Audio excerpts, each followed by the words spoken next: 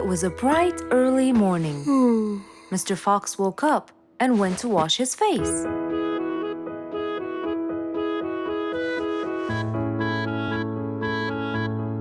Since he was feeling a little hungry, he went to prepare some breakfast. He prepared fruits, some cheese, a fried egg, and some veggies. He looked around for some bread, but couldn't find any. No problem. He'll go to the bakery and buy some. I guess I need to buy some bread from Mrs. Flute's bakery. Then I can have my delicious meal.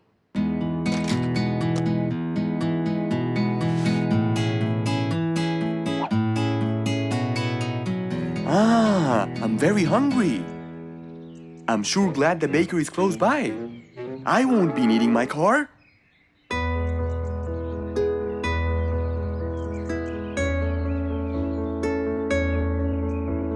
Mr. Fox decided to walk to the bakery. He really enjoyed the early morning breeze. And on his way... Good morning, Mr. Fox! Oh, Mr. Falcon! How are you? Are you getting enough sleep? Yes, I can sleep most anywhere now, and it's all thanks to you, Mr. Fox. Glad to hear that, my friend. See you around.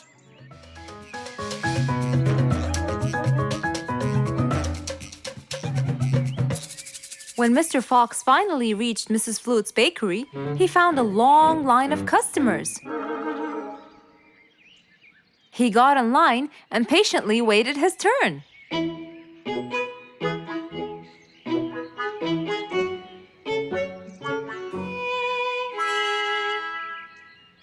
Wow! Looks like everyone wants bread. Slowly, the line was moving up, and Mr. Fox got closer and closer till he finally reached the counter, where a very tired Mrs. Flutes was waiting. He was her last customer. Hello, Mr. Fox. Here you go. Hello, Mrs. Flutes. You look really tired. Yes, Mr. Fox, it's becoming more and more exhausting. Why? The number of customers has increased lately after I upgraded both the bakery and the quality of the bread that I produce. That's great. I know it's great, Mr. Fox, but the thing is, the rate of bread production is really low. Well, compared to the number of customers, that is. But why is the rate of production low? Well, Mr. Fox, grinding the wheat takes loads of time and effort. Sometimes it takes over a day or so. That's basically why everything else gets delayed. What should we do to solve this problem? Okay, Mrs. Flutes, I will head home now and eat my breakfast and try to think of a solution. And I'd like you to pass by my house tonight. I'm sure I'd figure something out by then. Really, Mr. Fox? I can't wait to hear your solution. I'll come by your house as soon as I get off work. Okay, see you later, Miss Flutes. See you later, Mr. Fox. Mr. Fox went back home to have his breakfast. Miss Flute's bakery is truly the best. I have to solve this problem, or she won't be selling any more delicious bread. With that in mind, Mr. Fox went to his workshop to give it some thought.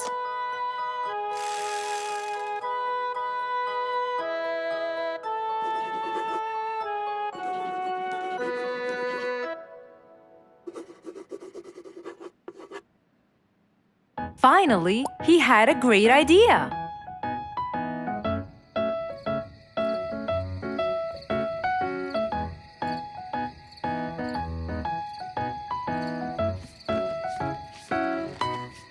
That was a long day. I should head straight for Mr. Fox. I'm sure he would have solved my problem by now.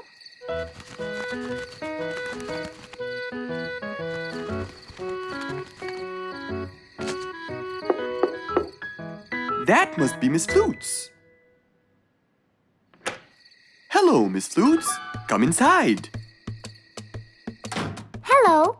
Were you able to find a solution to my problem, Mr. Fox? Well, why don't you try this new invention? A new invention for me? That's right. I made it specially for you. That's wonderful. It's a grinding machine to help you grind wheat quickly. Brilliant. But how will it help me? This machine is used to increase the rate of grinding the wheat, which is used to make the bread. So you can use it to grind a whole kilogram in no more than 5 minutes. And with that, the amount of time needed will decrease, and you won't be too exhausted. I'm really grateful to you, Mr. Fox. I have no words to express my gratitude. Friends help each other, Miss Flutes. You're really kind and generous, Mr. Fox. I want you to start using this new device tomorrow, and I will call you to check in every once in a while. Okay, Mr. Fox, I will. I'll be going now. Thank you again. Goodbye, Miss Flutes, and have a good night. And so, Mr. Fox waved goodbye to Mrs. Flutes. Then, he sat on his comfortable sofa.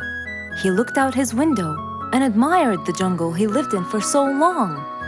He happily thought to himself, I love helping my friends.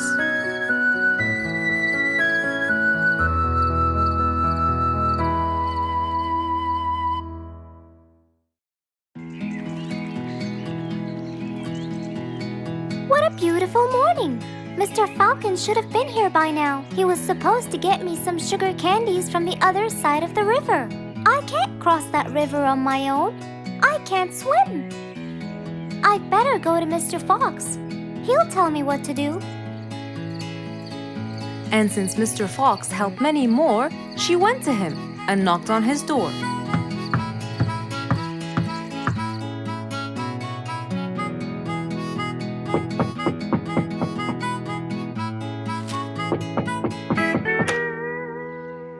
Who's there? Over here, Mr. Fox. Oh, little Auntie Lou. Welcome. Please come in. Thank you, Mr. Fox.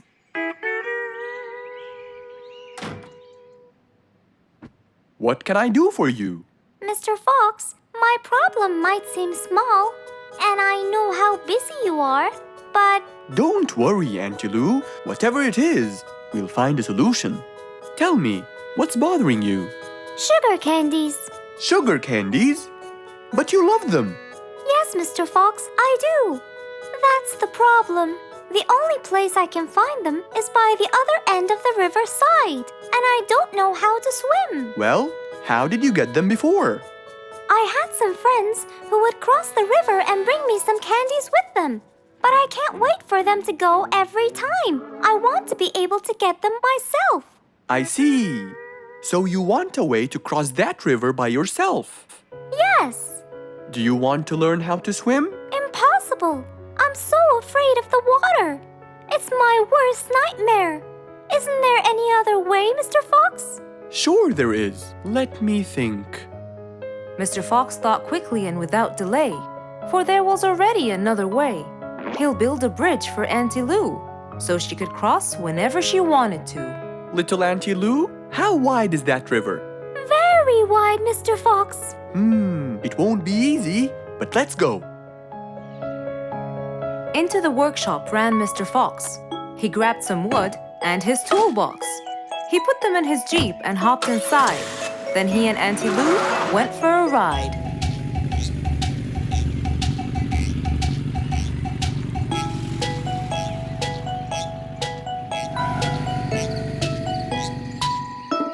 Little Auntie Lou, that's not a very wide river. But it is to me, Mr. Fox. You're only saying that because you're too big. Maybe you're right. Little Auntie Lou, let's get started.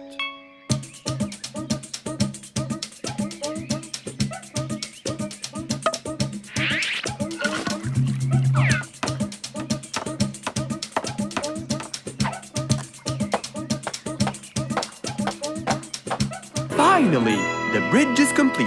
Mr. Fox, that's exactly what I wanted. Thank you so much. I'd better be on my way to collect the sugar candies. I've always dreamed of this.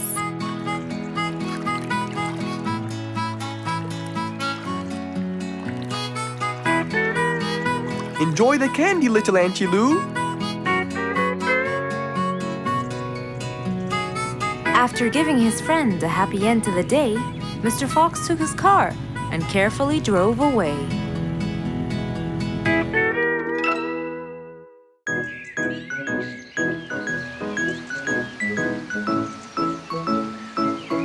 was a beautiful Saturday morning.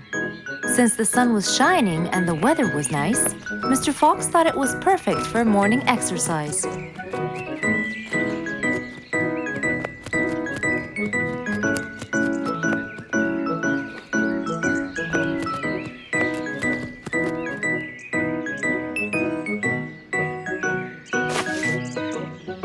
Ah, Piggy, how are you? Haven't seen you in a while. I really missed you. I'm fine, Mr. Fox. I really missed you too. I hope you're doing great. Why does he look so sad? I hope nothing bad has happened. You look a bit down, Piggy. Is everything all right? Are you okay? Oh, Mr. Fox, I really need your help with an urgent matter. Don't you worry, my friend. Big or small, every problem has a solution. I assure you, everything will be all right. Oh, I know, Mr. Fox. I can always count on you. Let's go to my house. I'll get you something to drink, and then we can sit down and you can tell me all about your problem. Let's go. With that said, both of them headed off to Mr. Fox's house. So, Piggy, tell me what's the problem? I keep trying to grow a plant in my garden, but it keeps dying. Do you give the plant enough water? Yes, every day. Well, how about the sun? Do you keep it in an open, sunny area? Yes, I do.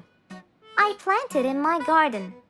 Looks like I'll have to come with you to find out what the problem is. Wait here for a moment, please. So, without further delay, Mr. Fox changed his clothes and got ready. Then, they both got into the car and drove off to Piggy's house.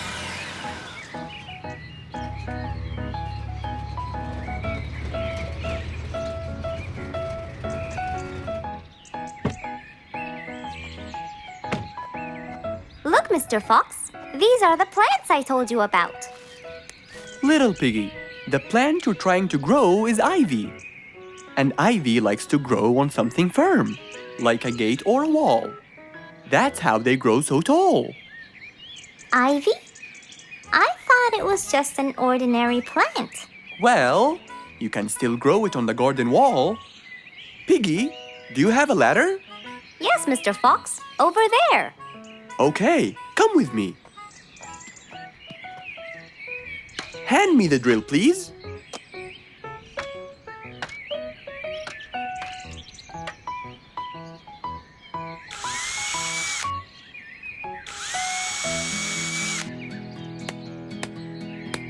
After drilling the holes and hammering the nails, Mr. Fox hung the ivy plant all across the wall.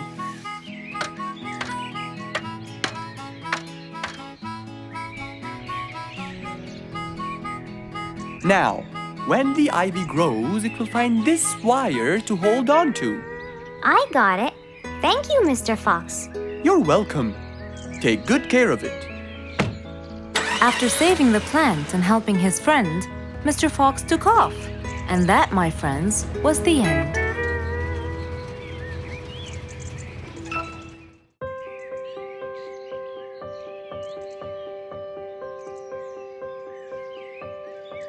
It was a beautiful spring morning. The sun was shining brightly. The sound of the birds woke Mr. Fox up.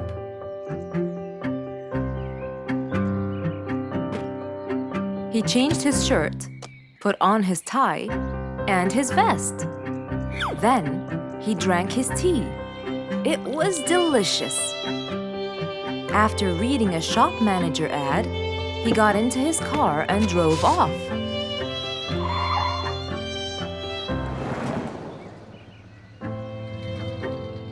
Meanwhile, little Bingo Monkey was riding his bike through the jungle. He was having loads of fun. But suddenly, the bike slipped, and little Bingo fell off. Are you okay, Bingo? Hang on, I'm coming. Yes, Mr. Fox, but my bike isn't. Oh, it looks like there's a problem with the tire. Don't worry, Bingo. I'm going to help you. Bingo, Can you help me count how many nails I need? Of course. Here's 1, 2, 3, 4, 5, 6, 7, 8, 9. I think there are 9, Mr. Fox. Okay, Bingo. Let me count how many I have in my toolbox. 1, 2, 3, 4, 5, 6, 7, 8, 9. I'll get one more just in case he miscounted. So 9 plus 1. We need 10 nails. That's easy.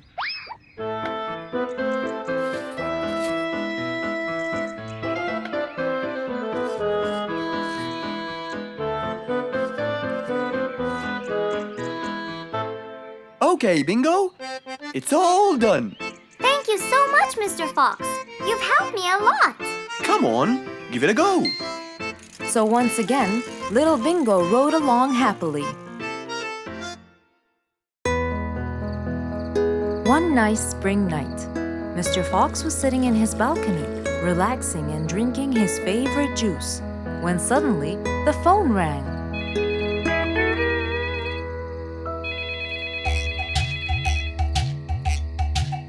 He wondered who would be calling him this time of night.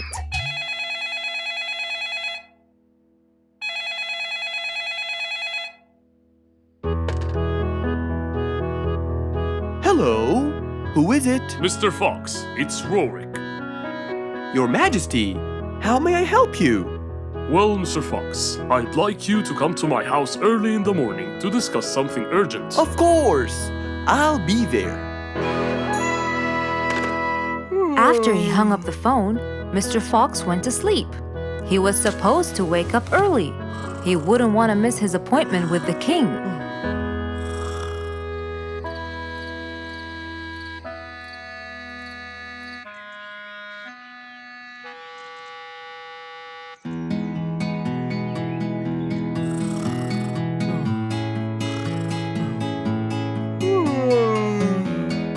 Early next morning, Mr. Fox woke up and went to wash his face.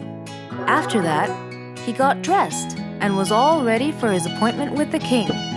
He got into his car and drove off.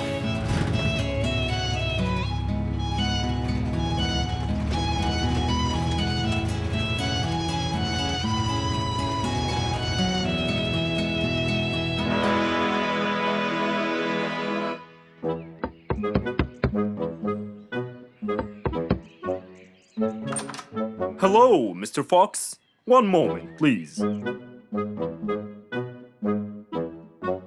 Your Majesty, Mr. Fox has just arrived. May he come in? Of course. Let him in. Come in, Mr. Fox. His Majesty is waiting for you. Good morning, Your Majesty. Hope I'm not late. No. You're always on time. How are you, Mr. Fox? I'm fine. And how's our little Frisky? He's fine. A little mischief every now and then. You can never get him to stay in one place. But thanks to your bracelet, we can always find him. Saved us a lot of trouble. It's my pleasure. So tell me about this urgent matter. As you know, our jungle's population has been increasing lately. Indeed. Our population has increased. Yes, but it's getting harder to summon them all to the meeting every time. That's why I called you, Mr. Fox. I need you to figure out a way for me to reach all the animals at the same time. Let me see.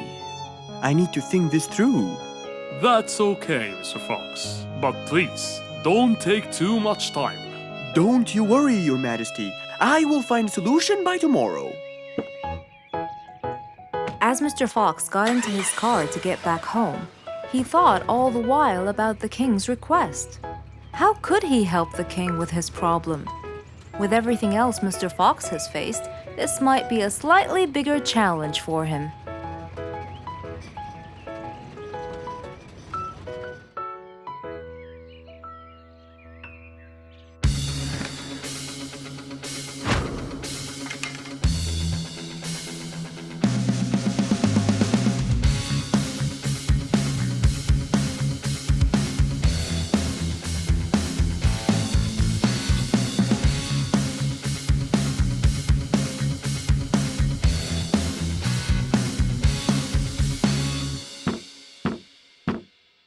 This is more challenging than I thought. Maybe a short break will help. Mr. Fox went back to his house and sat on his sofa. Since he can't think anymore about the king's request, he thought it would be great just to relax and watch his favorite TV show. Everything was peaceful and quiet. But then suddenly, I got it! Mr. Fox rushed back to his workshop. He quickly designed a new device. He carried the new device to his car, and off he went to King Rorik's place.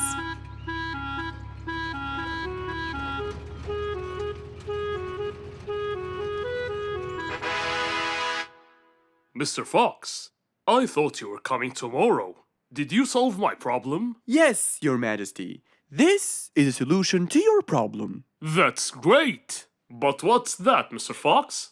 This is a megaphone. I made it specially for you. Every time you need to meet the animals, all you have to do is roar into it. Mr. Fox, you're a genius! But be careful. It's powerful. So make sure that no one is around you when you use it. Of course! I can't thank you enough, Mr. Fox. You're a great asset to all of us. It's my pleasure, Your Majesty.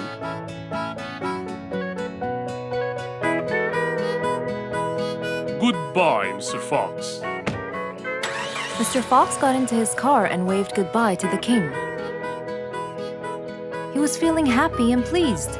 The problem was now solved, and he was able to help out a friend once more.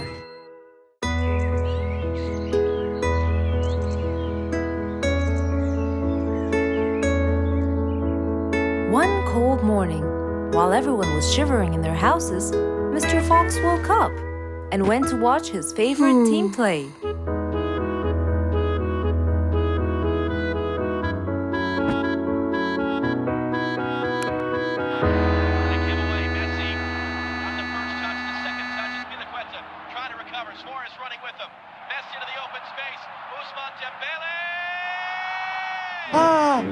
He's going to win!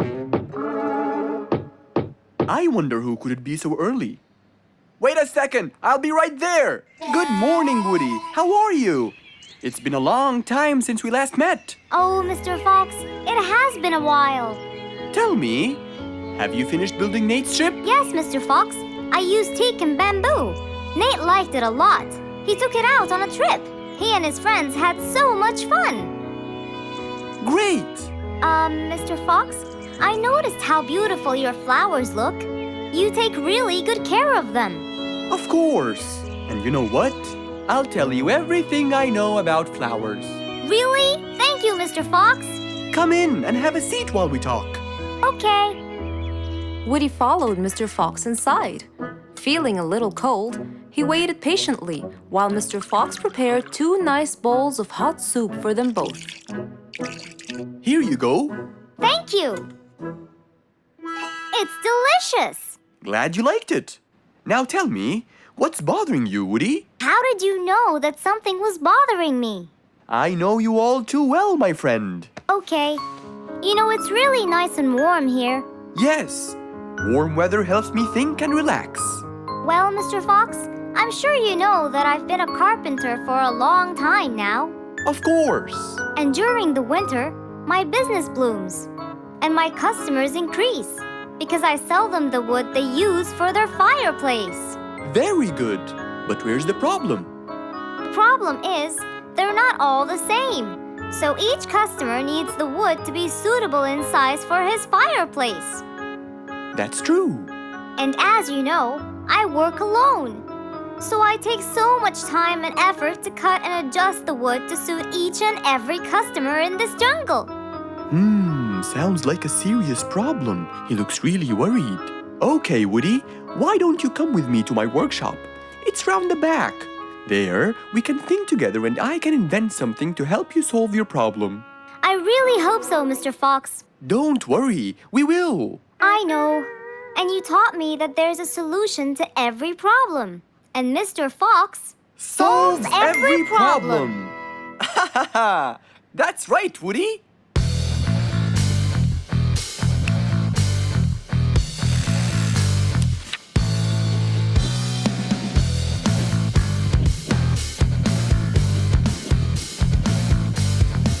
I will invent a gigantic wood-cutting machine that has the ability to choose and control the size and shape of your wood depending on what you need. What? Really? Aw, you're the best, Mr. Fox. I'm just going to need some time to build the machine. You got it, Mr. Fox. I'll go get a few things done, and I'll come back. Okay, I'll see you then, Woody.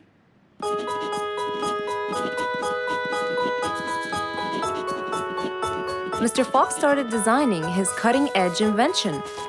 He knew that is exactly what Woody needed to help him with his carpenting business. And because he was making this device for Woody, he thought he'd add a bit of color to make it all even more special. Finally, this is it! Mr. Fox's size-adjusting wood-cutting machine.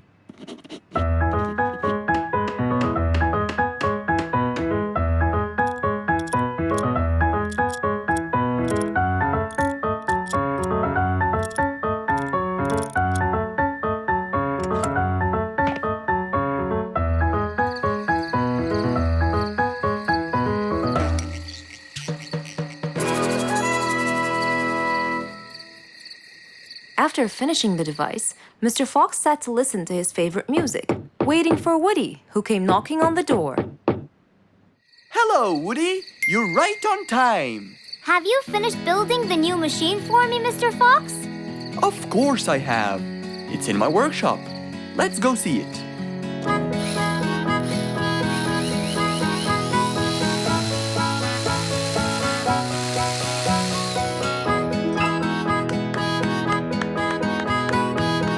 Fantastic!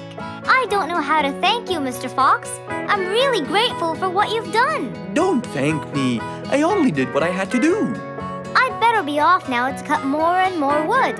Have a wonderful evening, Mr. Fox, and thank you again. Good night, Woody. See you soon.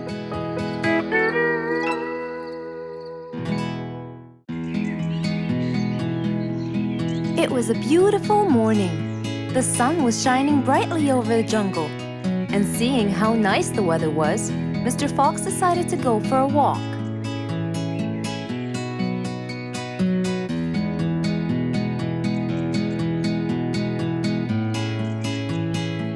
The birds were twittering, the bees were humming, and the flowers smelled pretty.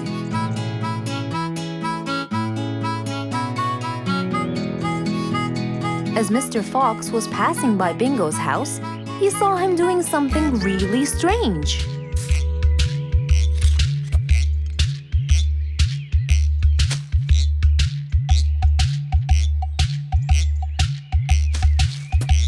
Bingo! What are you doing? I'm storing my favorite fruits to eat during the winter. But you can't just bury them. They'll soon rot. But what can I do, Mr. Fox? They only grow in the summer, and I love to eat them so much. Mr. Fox thought about it for a while. What could he do to help Bingo?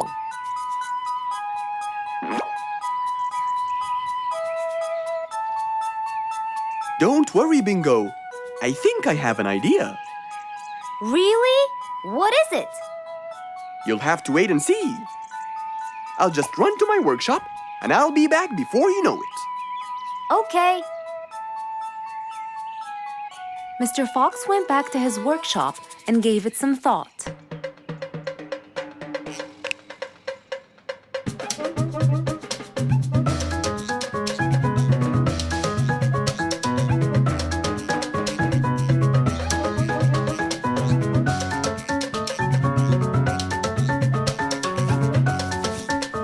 After calculating all the details, he started to gather the things that he needed.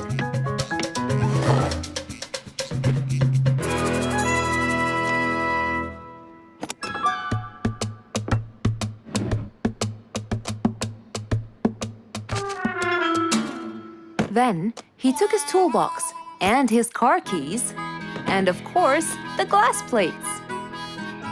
He put them all in his car and was on his way.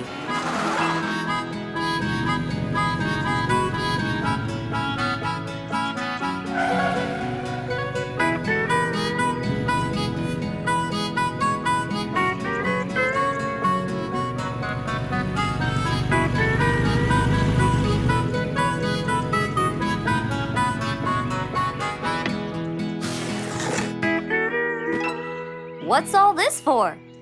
It's a surprise. I can't wait!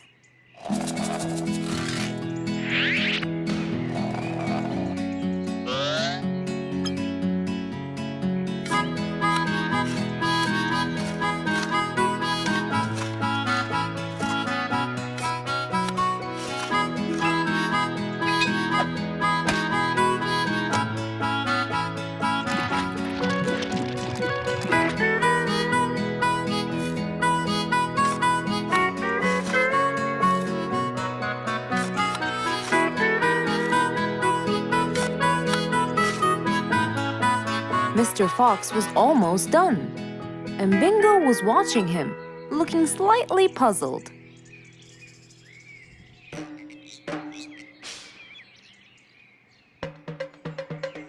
Here you go.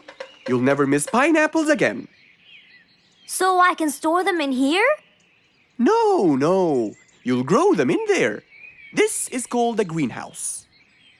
But it's not green, it's transparent. No. It's called green because we can grow green plants and fruits inside it whenever we want. Oh, so now I can have pineapples whenever I want? Yup.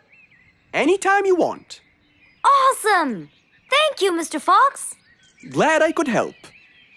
Here, this is for you, Mr. Fox. It's the best one I've got. Oh, that's very nice of you, Bingo. I love pineapples. Now you and I can eat them anytime we want. After helping out his friend, Mr. Fox went back to enjoy the rest of his day.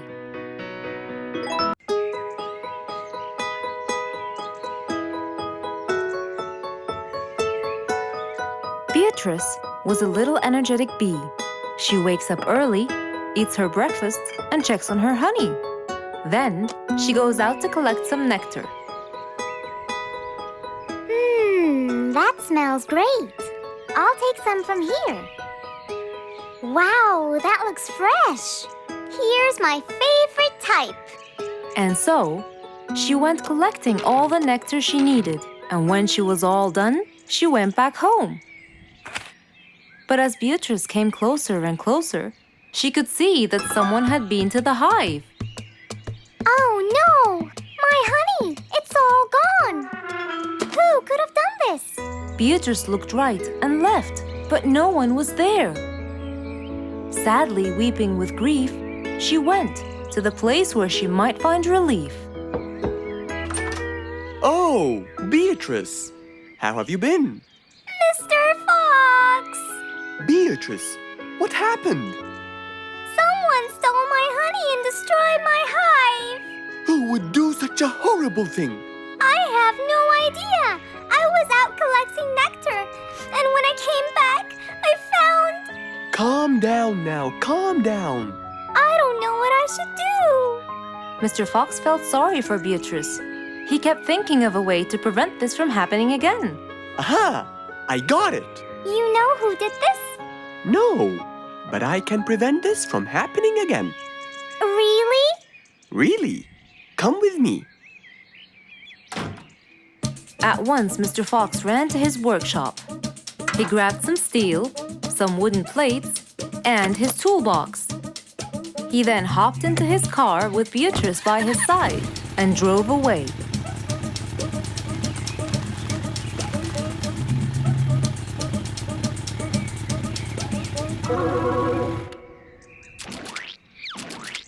Oh, See? I told you. It's a complete disaster. you were right. But don't worry, everything will be okay now.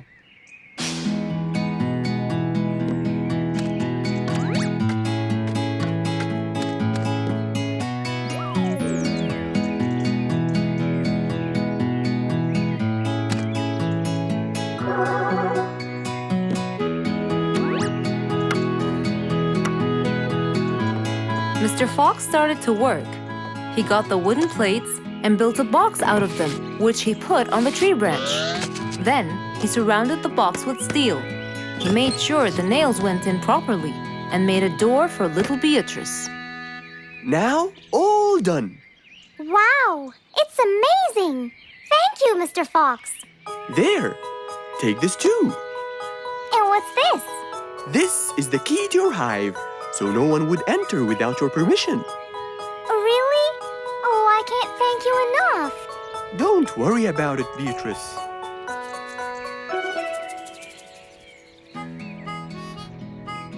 Here, Mr. Fox. This is for you. What's this? It's one of my delicious honey jars. It's the best kind I've got. Oh, you didn't have to. Well, thank you, Beatrice. And as Mr. Fox drove away, he thought that this was the perfect end to the day.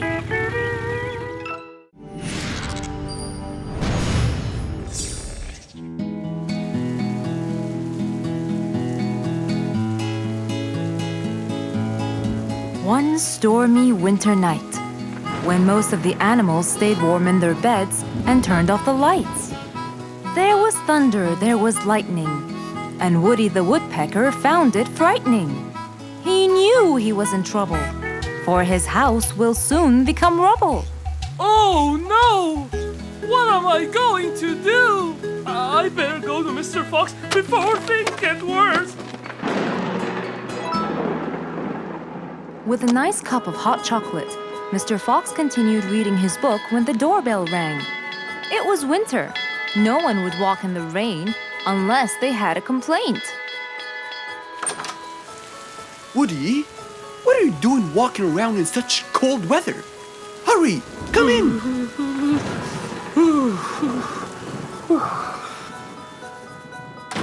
Mr. Fox, I know it's cold, and I'm sure my problems will make you feel bored, but I need your help. Of course. Don't worry. Have a seat, Woody, and I'll get you a hot drink. It must have been terrible to go out in that storm. Okay, thank you, Mr. Fox. So, what exactly is your problem? My roof, it gets ruined by the rain. Oh, I keep fixing it every now and then, but now, every winter is a nightmare. here you go, Woody. Thank you, Mr. Fox. So tell me, what happened to your roof? The rain makes it damp. Sometimes I fear it gets too damp. It might fall. Oh, you're right.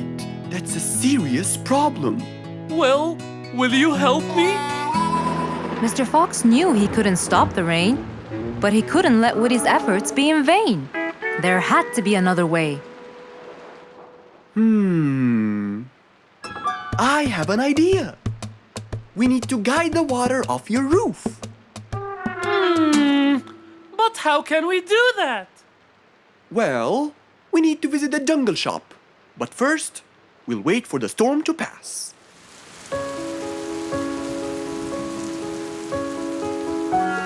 Finally, the storm faded away, revealing a bright, warm, sunny day. I think the weather is better now. Let's go, Mr. Fox. Mr. Fox and Woody hopped into the car, and off they drove to the jungle shop. So, what will we buy from here, Mr. Fox? A sloped roof. A roof? But how will we transport it? Oh, don't worry. There's a new type of roof. They sell them like, pieces of a puzzle. Oh, that's smart! Yep. Mr. Fox and Woody chose a nice big red roof.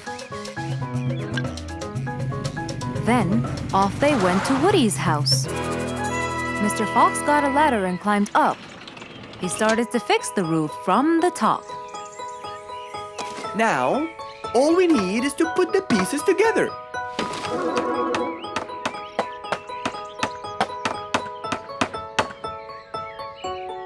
All done.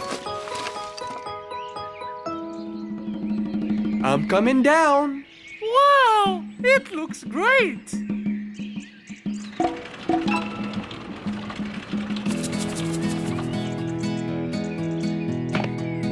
That way, all the water will slide down and the rain won't bother you again.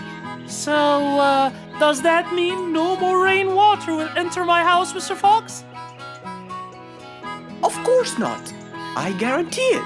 Oh, I'm so happy!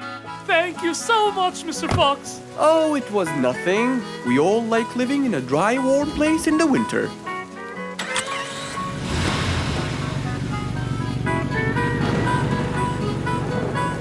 Woody thanked Mr. Fox, for now he could enjoy the warmth and comfort of his house.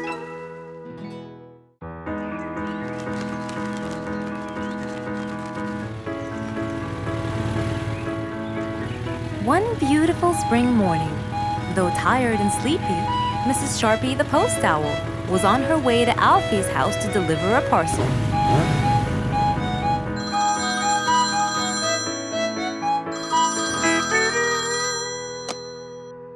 This is Alfie. Who is it? It's Chip, Alfie. How are you? I'm fine, thank you. Great! I sent you the new sheet music, which you have to rehearse. Of course. I will as soon as it arrives. As soon as Alfie hung up the phone, he heard a knock on the door. Good morning, Mr. Alfie. I have a parcel for you from Mr. Chip. Oh, thanks, Sharpie. I better start. Alfie took the parcel and got out the sheets. And then he went off to practice. Alfie the sea elephant was relaxing on the seashore, for it was his favorite place to be. He loved playing his violin, but suddenly the strings became so thin. And as he gave it a hard play, the strings snapped, and Alfie's face turned pale gray. Huh? Oh no! Not my violin! It's my one and only hobby! What shall I do? Oh, I know! I must go to Mr. Fox! Alfie walked towards Mr. Fox's place, hoping that he could help and solve his case.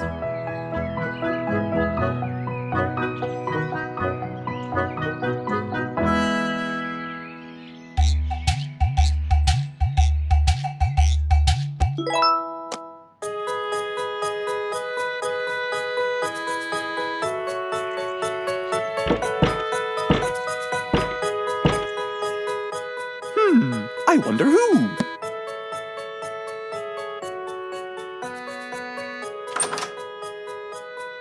Alfie, our star musician. Welcome.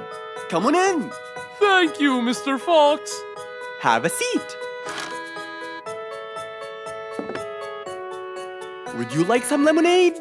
Yes, please, Mr. Fox.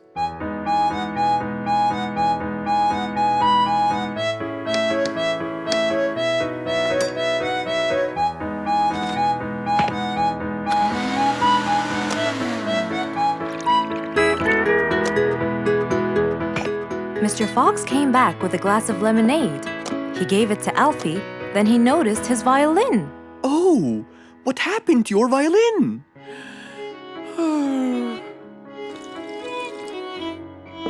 I was playing by the seaside and suddenly the string snapped.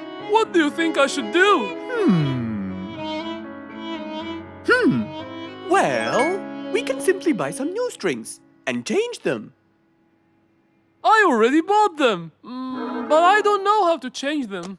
It's my first time. No problem. It's easy. Now let me teach you how to replace them. First, we remove the old string by twisting this till it's loose. Then, we pull the broken string out of its hole. After that, we twist the tuning peg on the other end and pull the other end of the string from its hole as well. See? Now the whole string is out. We insert the thin end of the new string into the hole of the tuning peg. Then, bend the string around the hole like that and fix its other end into the other hole.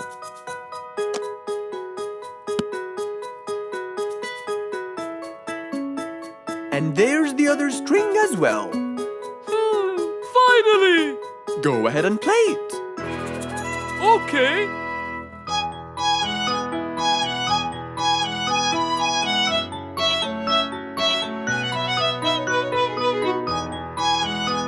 With his violin finally fixed, Alfie walked out the door. He went back to play on his favorite seashore.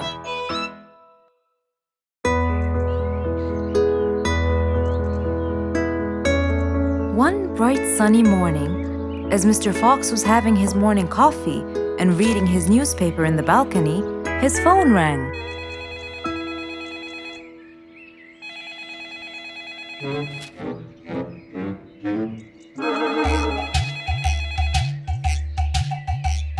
Who could it be so early in the morning?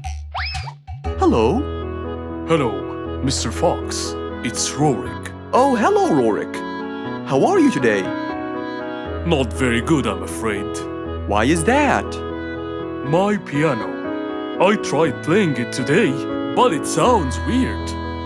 How so? I don't know. Could you please come and check it out? Sure, I'm on my way. Thank you, Mr. Fox. I'll be waiting for you. And I'll be right there. So, quickly, Mr. Fox changed his clothes. He took his toolbox and his car keys, got into his car, and drove off to Rorik's place.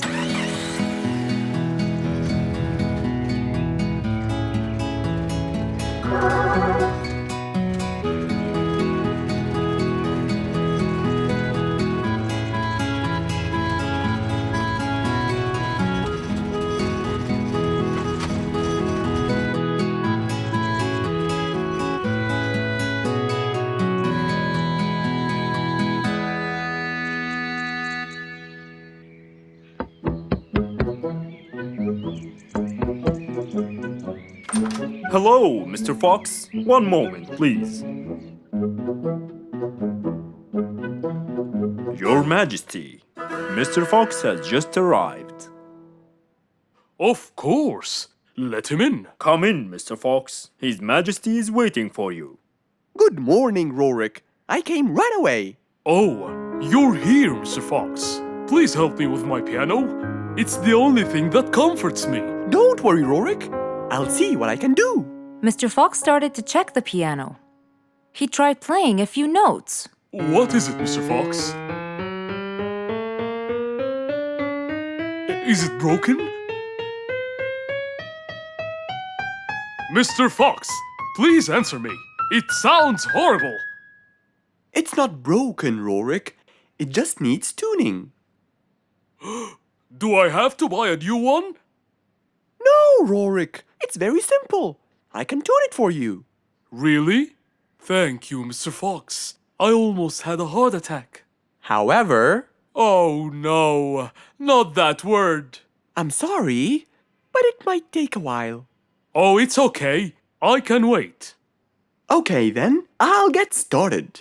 Please, Mr. Fox, do your best. It's my everything. Don't worry, it'll be good as new. Mr. Fox opened his toolbox, grabbed a few things, then started to work.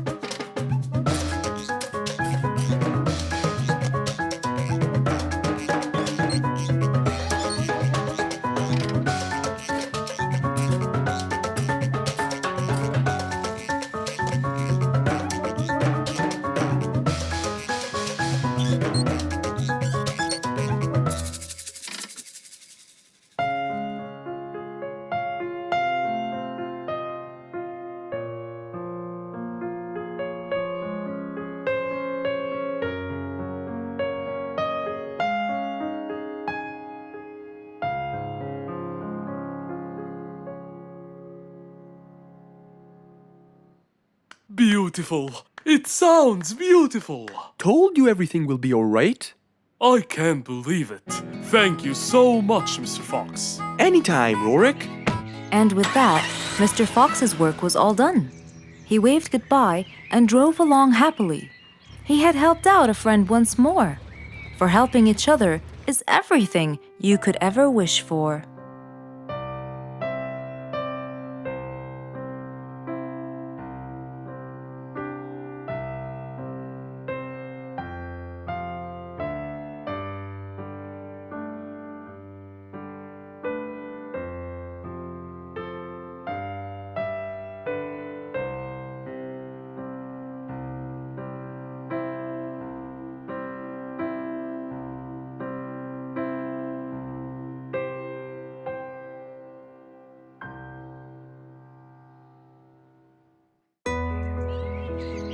can you always count on.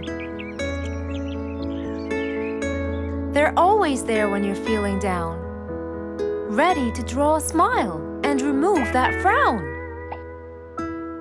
They make a bad day so much better, especially if you share toys and play games together.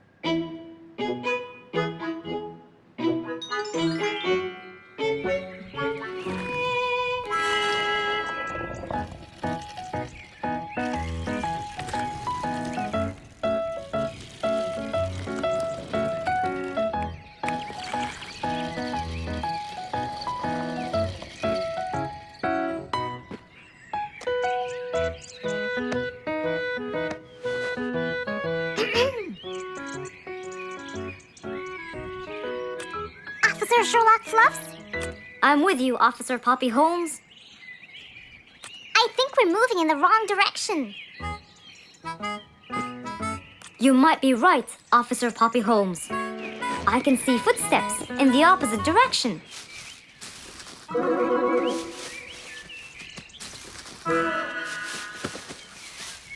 Officer Sherlock Fluffs. I think someone is after me. Run, officer! Run!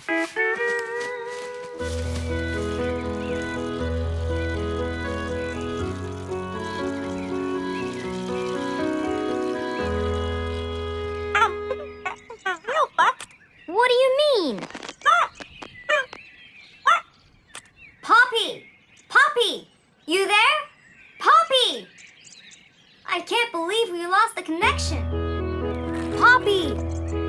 Poppy, where are you? Filled with worry, Fluff searched and searched for Poppy, but he couldn't find her anywhere.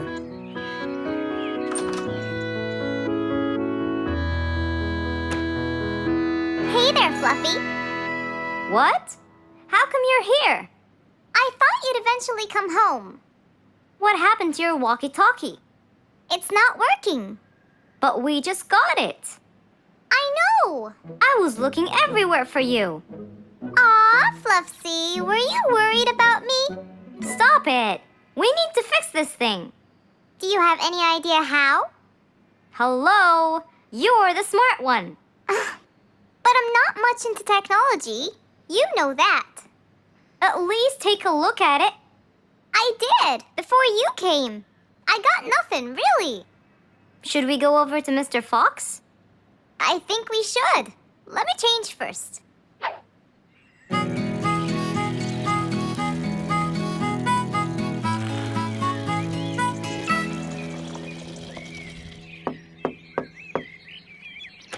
Hello. Hey! Mr. Fox, Poppy broke her walkie-talkie. I so did not. Don't fight, you two. Show me your walkie-talkie. Maybe I'll be able to fix it. Here. But I promise I didn't break it. I'll go to the workshop and see what's wrong with it. Thank you, Mr. Fox. Sure. You really think I broke it? Why else would it stop working? But I didn't. Well, I kind of think you did. You're unbelievable.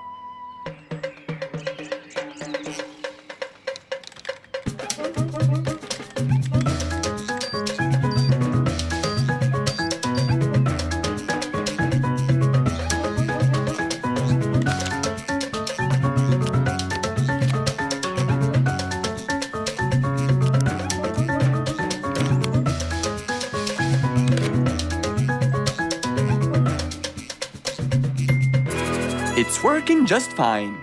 I told you. Well, it wasn't before. I tried it. I know it wasn't, but now it is. See, Poppy, you did break it. And Mr. Fox fixed it. It wasn't broken, Fluffs. It just ran out of batteries. I'm sorry, Pops. Never mind. I was worried about you, though. I know. I have a wonderful brother. Brothers and sisters may fight every now and then, but at the end of the day, they're still best friends.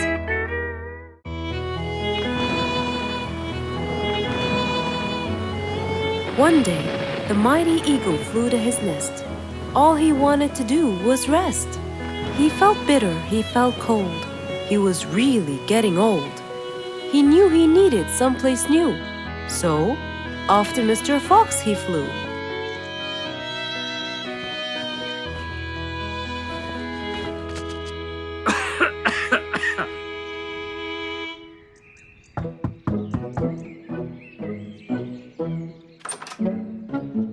Oh, hello, Mr. Eagle. You look so tired. Please, come in. Thank you, Mr. Fox.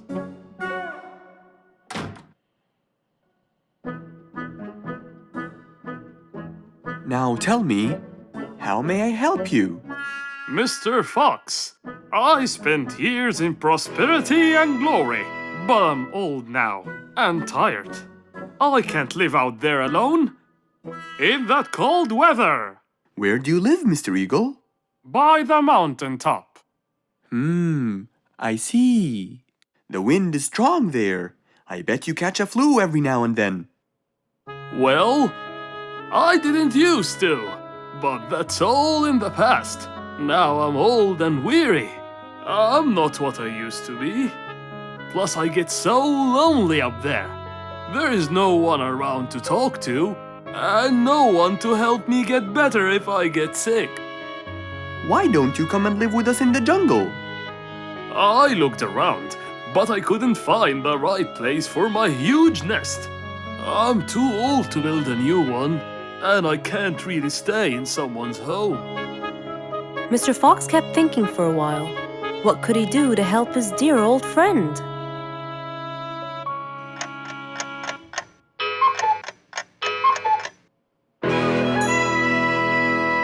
I got it. I think I can help you build a new house.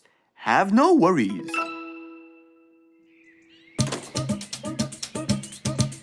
Mr. Fox quickly grabbed his toolbox and hopped into his car. He drove through the jungle while Mr. Eagle flew above him. He stopped in front of a tree that looked both old and firm, right in the middle of the jungle. Lots of animals and birds lived around here. What a beautiful place, Mr. Fox. Wait till you see what I have in mind for you. Mr. Fox started to work. He put a ladder against the tree and counted the steps up. 1, 2, 3, 4, 5, 6, 7, 8, 9, and 10. When he reached the tree branches, he opened his toolbox and took out some wooden plates. Then he started putting them together. All I need now is some nails to make sure everything would be A-OK.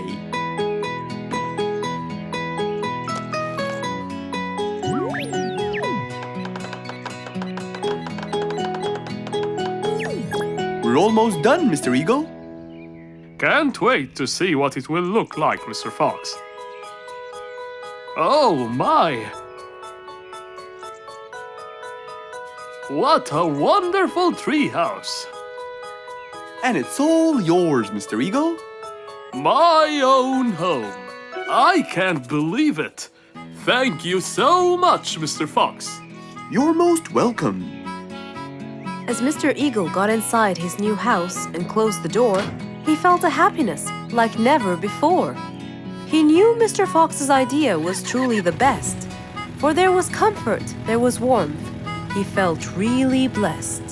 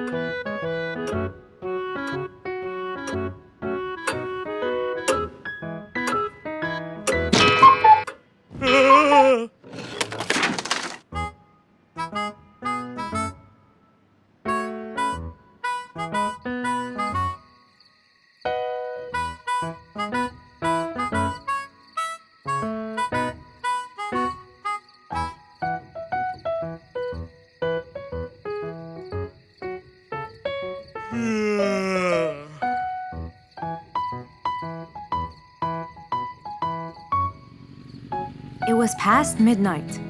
Mr. Sleeperson Koala was on his way home from work. The streets were empty and quiet. He was falling asleep. He tried really hard to keep his eyes open, when suddenly the car stopped for no reason. And Mr. Sleeperson didn't wake up, as if it was the hibernation season.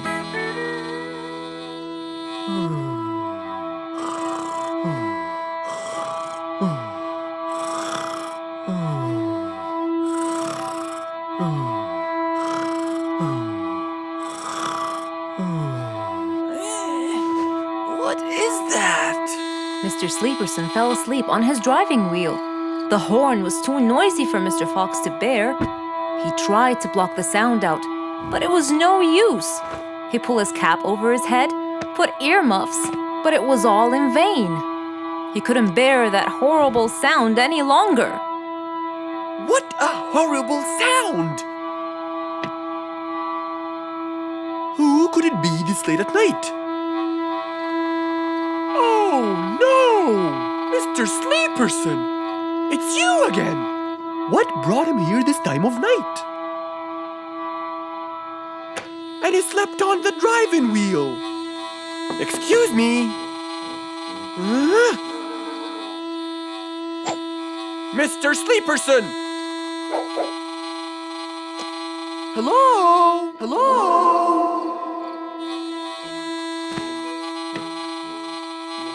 Oh, that's enough! What? Where? What time is it? It's 2 in the morning. And you fell asleep on your driving wheel in front of my house. Oh, Mr. Fox. Hello. Oh my, it's 2 a.m. Oh, you noticed? So how can I help you, Mr. Fox? Help me? Help me? You're the one in front of my house. What am I doing here? I don't know. You tell me. I was fast asleep when I woke up to that horrible sound of your noisy horn. Oops. Sorry. I must have fallen asleep while I was driving again. My bad. Never mind that. Could you please drive all the way to your own house without falling asleep or bumping your head against the horn? Oh, sure, Mr. Fox. Have a good night. Good night. But as Mr. Sleeperson tried to start the car, it wouldn't start. Huh? Oh, man! Oh, Mr. Fox, wait! Help! Now what? The car won't start. Is that so? Can you check it for me, please? Of course! Mr. Fox walked back to the car and started to check it out.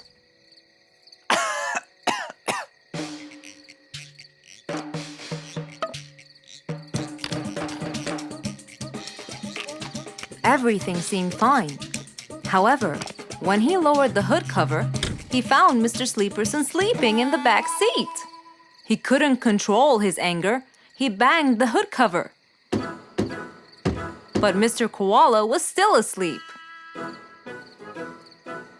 Mr. Fox decided to hop into the front seat and try to start the car himself. Huh? Mr. Sleeperson! Your car is out of fuel! Who? Where? Your car is out of fuel! No way! Oh, What will we do now? you have to fill the tank! Okay. Mr. Sleeperson! What? Wake up! I'll fill your tank for you. I have some fuel in my house. Oh, that would be great.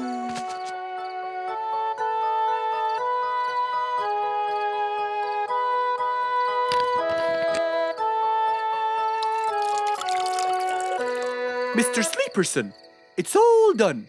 You can go home now. Oh, thank you. Thank you so much. You're welcome.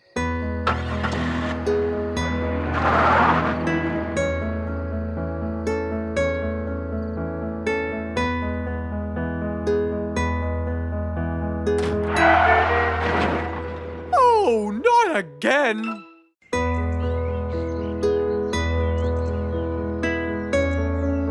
Roo is sad and looks really down. On his face, there was a frown. He had a cake, but he didn't care. And although it was his birthday, he said, Life's not fair. Thank you, Mom. You're welcome, sweetie. Are you okay? Yeah, I'm fine.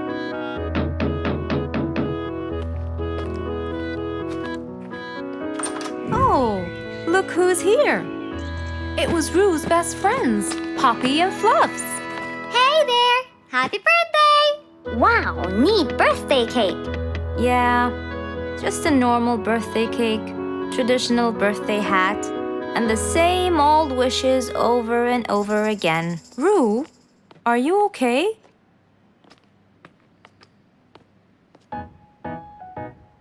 Bad timing, huh? He looks sad. I know, but the cake is still here. Oh, stop it. We have to help him feel better. It's his special day. A little bite won't hurt. Oh, sure, the cake won't hurt. But what about my fist? Fine, fine. What do you have in mind? Let's go. Where to? I know someone who can help. Mr. Fox? Duh. In an attempt to help their friend, Poppy and Fluffs went to Mr. Fox. Only he would know what to do.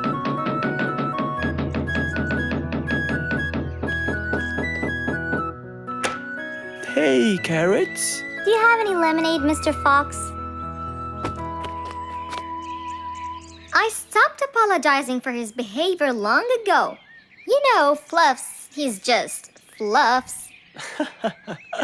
It's okay. Come in. Are you sure it's all right? Positive.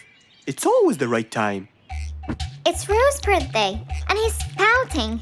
He's bored with the same birthday routine every year. So we want to make him something different this year. Can you help us? Yeah. Unbelievable. You'd think I'm quite believable if you tasted this lemonade. It's awesome. Any ideas, Mr. Fox? What do you guys say? I help you throw him an extraordinary party with a magic show. A magic show? But who's gonna perform the magic tricks? You guys will. I'll teach you. This is the best idea ever. I agree. We'll also bake him a cake. But he says cakes are boring. I can assure you, this one he will like. Sounds like the perfect plan. All right, first, let's bake the cake. It wasn't a very easy task, but all three of them worked hard to make this the best day ever.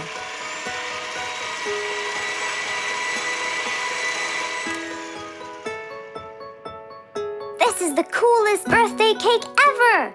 Now for the magic tricks.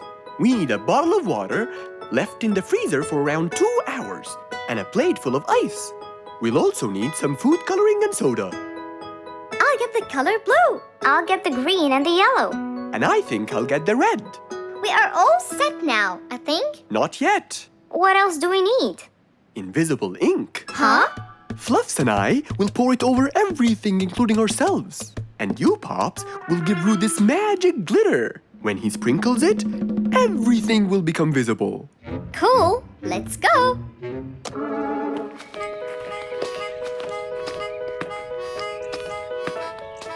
Let us pour the invisible ink now.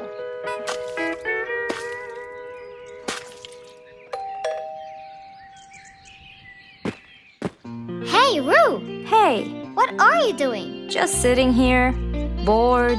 Well, not for long. Yeah, right. Well, think again. Happy birthday. What's this? You have to sprinkle it around to find out. Where? First, on the table. Wow! How did you do that? It's a donut cake! Now try sprinkling all around. This is impossible. It's the coolest thing ever. It's not over yet. Happy birthday, happy birthday, happy birthday to you. I can't believe you guys did all this for me. All thanks to Mr. Fox. He was a great help. I can't believe you guys. Thanks. That's what friends are for. Mom, come and see. What wonderful friends you have, Roo. Yeah, I think so too. Because of his friends, Roo's birthday was extra nice. One celebration was not enough, so they celebrated twice.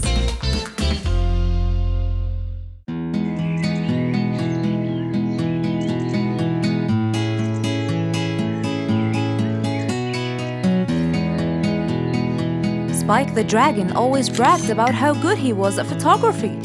And all he wanted was just one little chance to prove to everyone how talented he was. It didn't take long before someone actually recommended him to be the official photographer of King Rorik the Lion's birthday party. All done and send. Wow! That's a nice picture! Now we know who'll be our photographer. And immediately, Mr. Tiger sent a message to Spike. Oh! Finally, someone recommended me. I won't let them down. I promise. And so, Spike started to train and practice some more. His pictures were beautiful, and he felt so happy. Everything went well until the morning of the party.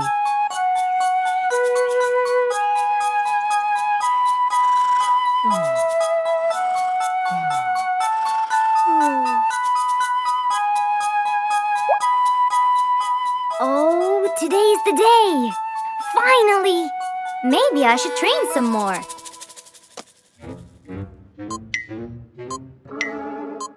Huh? Oh no! What have I done? While Spike was testing his camera, he pressed on something that changed his camera settings. Now all his pictures turned to white. Spike tried to change it back. He cleaned his lens and checked his filters, but all was in vain. What will I do? Oh, what will I do? I must go to Mr. Fox at once. Feeling so worried and sad, and with no clue what to do, Spike held his camera and flew off to Mr. Fox.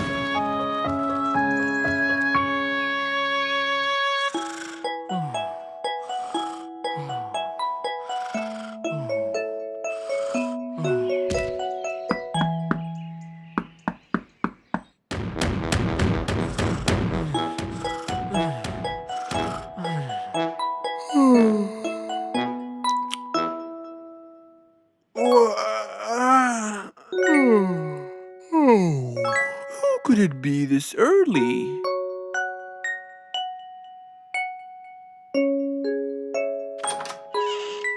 Oh, Spike, it's you. Help me, Mr. Fox. My camera. Help!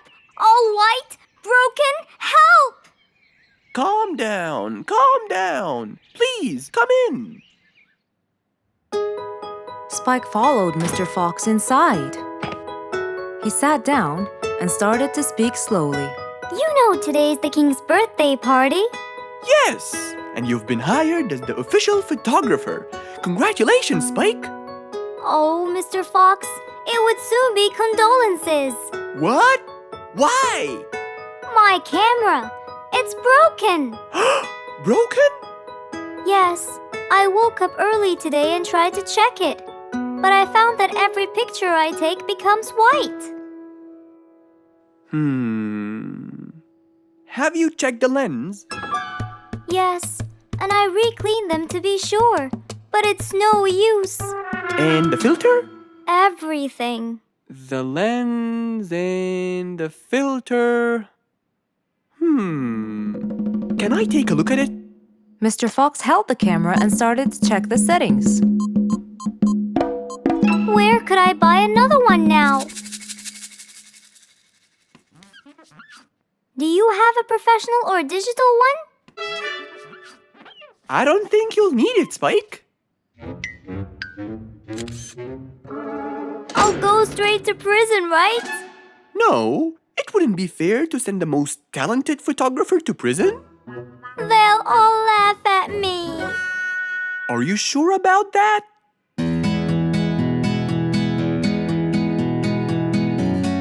Mr. Fox took a picture with the camera and showed it to Spike, who couldn't believe his eyes.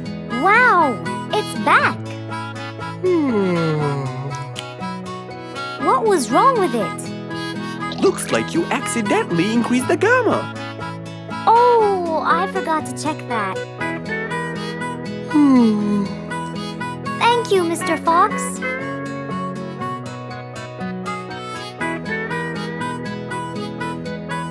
I'll go now. See you at the party. That would be awesome. With that, Spike walked out of Mr. Fox's place. He went back home with a smile on his face. An autumn windy day. It was Jumbo's birthday. He was dancing and playing with his friends, hoping this day would never end.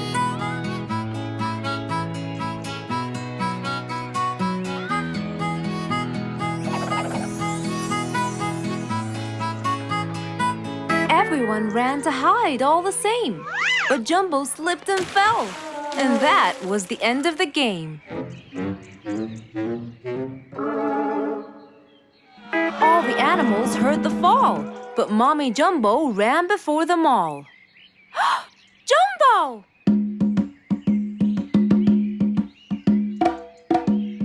Oh, Jumbo. Combo, you have to take him to Mr. Fox immediately.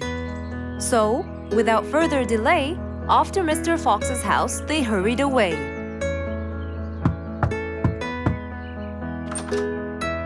Hey, Mrs. Combo, what's wrong? Help me, Mr. Fox. Jumbo is ill. Oh, please come in.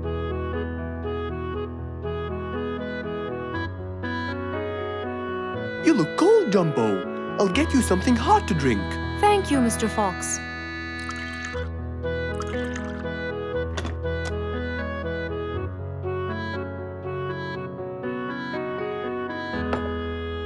We were celebrating Jumbo's birthday. Oh, happy birthday, Jumbo. Thank you, Mr. Fox. But as he was playing with his friends, he slipped and fell into the pond.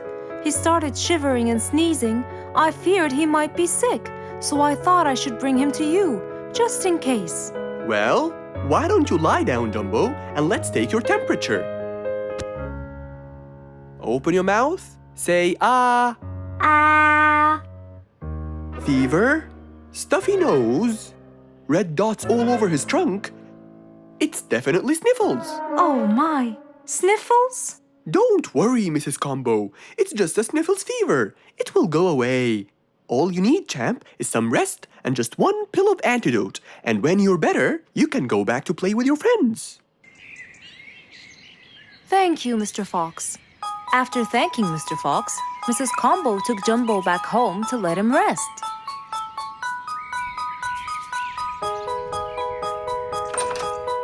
All right, Jumbo.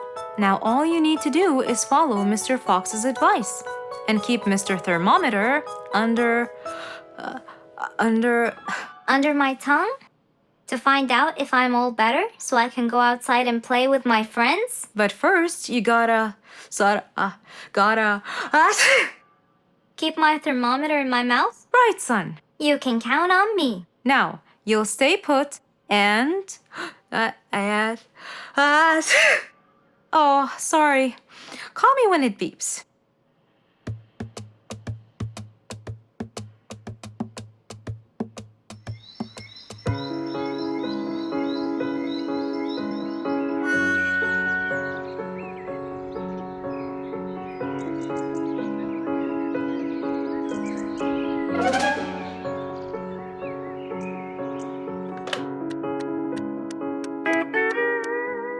Hello, Frisky.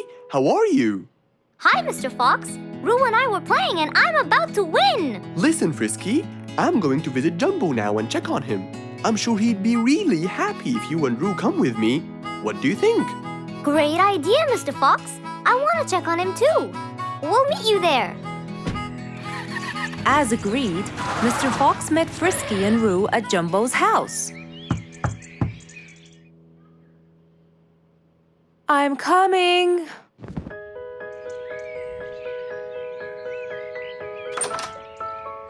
Hello, Mrs. Combo. We came to check on Jumbo. I hope he's feeling better now. Why, yes, Mr. Fox. Come in, everyone. Hey, Jumbo! I came to check on you. And I brought your friends along too. Are you feeling better now? Hi, Mr. Fox. Hi, guys. Hey, Jumbo. How are you feeling? Well, I feel better, but... Well, we need to take your temperature one more time, Jumbo. Is it time? It's time, all right? What does it say? Well, let's see. Your temperature is, oh. Your temperature is just fine and dandy, Jumbo. You're not sick anymore. You are A-OK. Yes! Now we can go outside and play. But first, I need to tell Mom. Mom? Mom? Where could she be? She's not in the kitchen. Mom! She's not in the living room. I wonder where she is. I'm here, in the bedroom. Mom? Are you okay? I think I might have caught a case of sniffles too. Don't worry, dear. I'll be fine. Now why don't you go out and play hopscotch with your friends? I'll join you when I get better. But Mom, I won't be happy if I go to play and leave you here all by yourself. I'll be only thinking of you. So, what do you think you should do, little Jumbo? I have to sit here and take care of you, Mommy. You always take care of me when I get sick. I'll take care of you and never leave you alone. Oh, I love you more than anything in the whole wide world, Jumbo. Now it's time to take your temperature. Right, Mr. Fox? You're absolutely right, Jumbo. So rather than go out to play, by his mother's side, he decided to stay. One day, the whole jungle decided to celebrate their new king, Rorik the lion. He was young, active, and picky, and known for his loving spirit. After his coronation, King Rorik moved to his new mansion and started to check it out.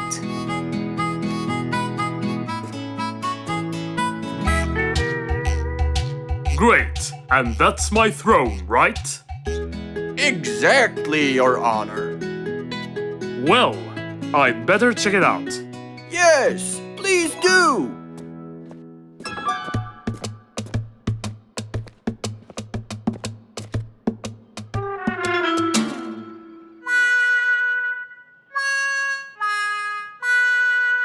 Ah, timber! That's too uncomfortable. But, Your Honor, it was made especially for you. Not good enough. With a sad look on his face, Timber went to call Mr. Fox and ask him for help.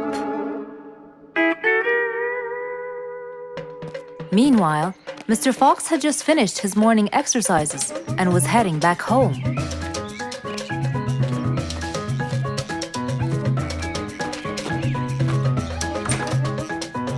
After a cold shower, he changed his clothes and had some tea.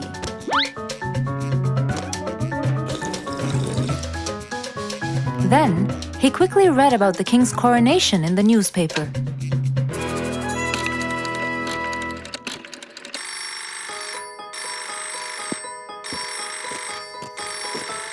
Hello? Hello, Mr. Fox. Can you please, Hello, Mr. Fox. This is Rorik. Oh, hello, Your Highness. How may I help you? I need you to come immediately. There's a huge problem, and I'm pretty sure that you're the only one who can help. I'll be right there. So, Mr. Fox quickly took his keys, hopped into his car, and drove towards the king's manor.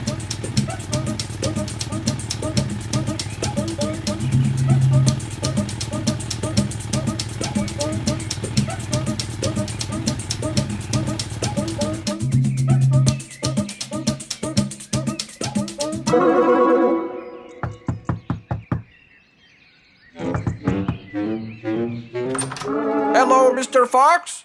One moment, please.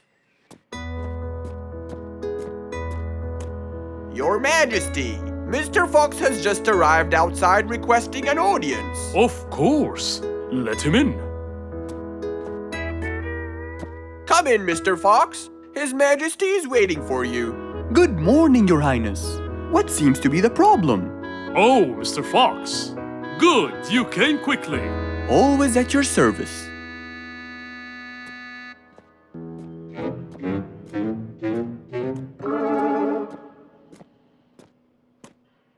Well, I was at my coronation, and I thought I would check out my throne. But unfortunately, I felt too uncomfortable.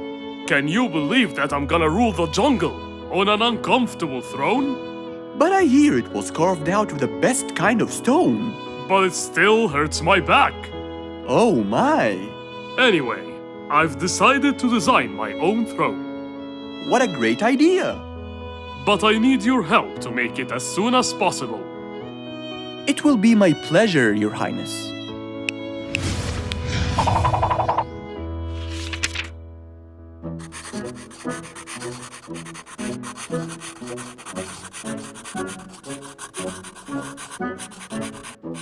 Mr. Fox designed a new throne for the king, but the king didn't seem to like it. I know just the thing for you. Mr. Fox took his tape measure and got to work. He took measurements and made estimations. This wasn't going to be easy, but Mr. Fox was gonna give it a try anyway. He hopped into his car and took off for the jungle store.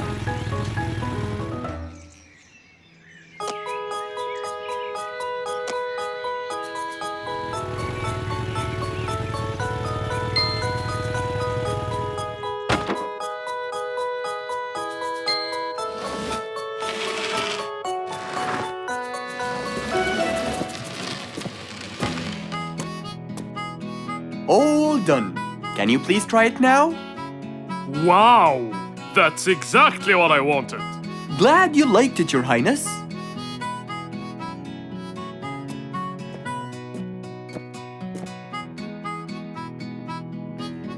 And there you have it, the new king of the jungle.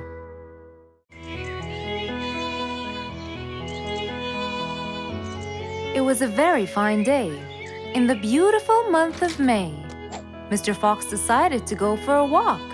So, without further delay, he was on his way.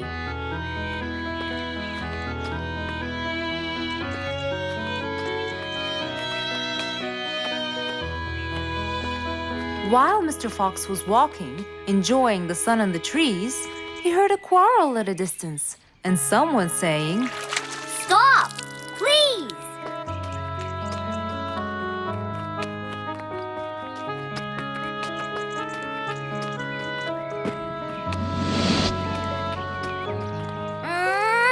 What? Can't a monkey enjoy a spring nap in peace? Nap somewhere else. I don't care. Excuse me? You splash somewhere else. You've got the whole ocean. That's more than enough room. What's going on here? I like it here, and I'm going to stay. You stink! Bingo? Bite me. Bubbles? I gobble you up, but I prefer a healthy diet. What's the matter with you two? I'm calm and happy. I'm just simply awesome. Mr. Fox, can you believe her? Honestly, I don't believe the fact that you two are fighting in this lovely weather. You tell him, Mr. Fox. Such a gloomy monkey. All I want to do is take a nap. Such a gloomy monkey, such a gloomy monkey. Bubbles, stop that. What's your problem, Bingo? What can I say, Mr. Fox? I just wanted to nap on my hammock. but Bubbles kept splashing water all over me. And it's so irritating. As if. It wasn't on purpose, Mr. Fox. I just wanted to enjoy spring my way. Can't I enjoy the weather however I please? Of course you can. But Mr. Fox! And you too should enjoy your spring nap as well, Bingo. Finally! That's right. Go enjoy your spring sleepiness some other place. Say what now? You know what? I've got the perfect solution to your problem.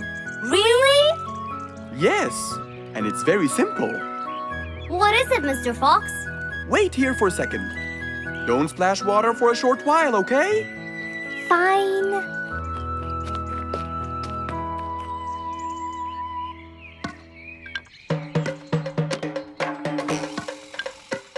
The hammock was very close to the lake.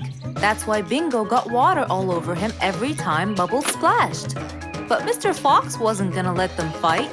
He had the perfect solution for both their plights. What are you doing, Mr. Fox? Wait and see for yourself.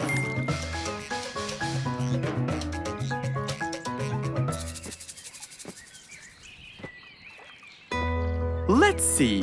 First, we'll untie the hammock. 1, 2, 3, 4, 5. Now, we'll go a few more steps up and tie the hammock again. Here's good. There you go. Try it now, Bingo.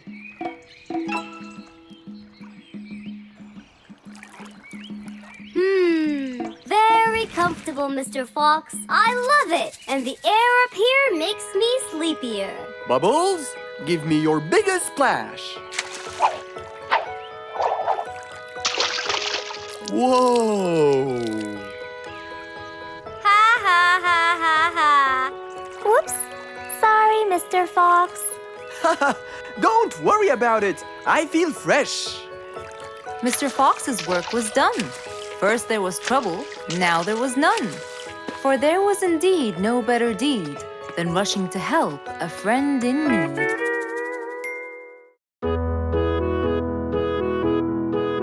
Mr. Fox was known for his kindness in helping others. Everyone went to him for advice, even Woody, the jungle carpenter. After being assigned the task of building a really big ship, he went to Mr. Fox, seeking his wisdom. Mr. Fox listened carefully to what Woody had to say, and in turn, promised to help him.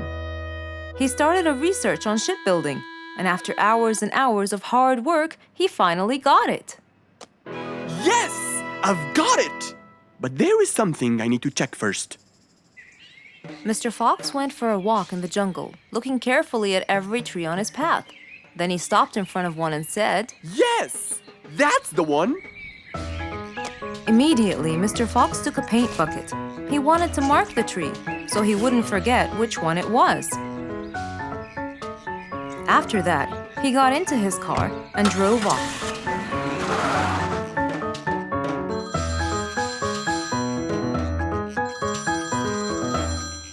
When he got home, he called Woody to tell him that he had found the perfect solution to his problem.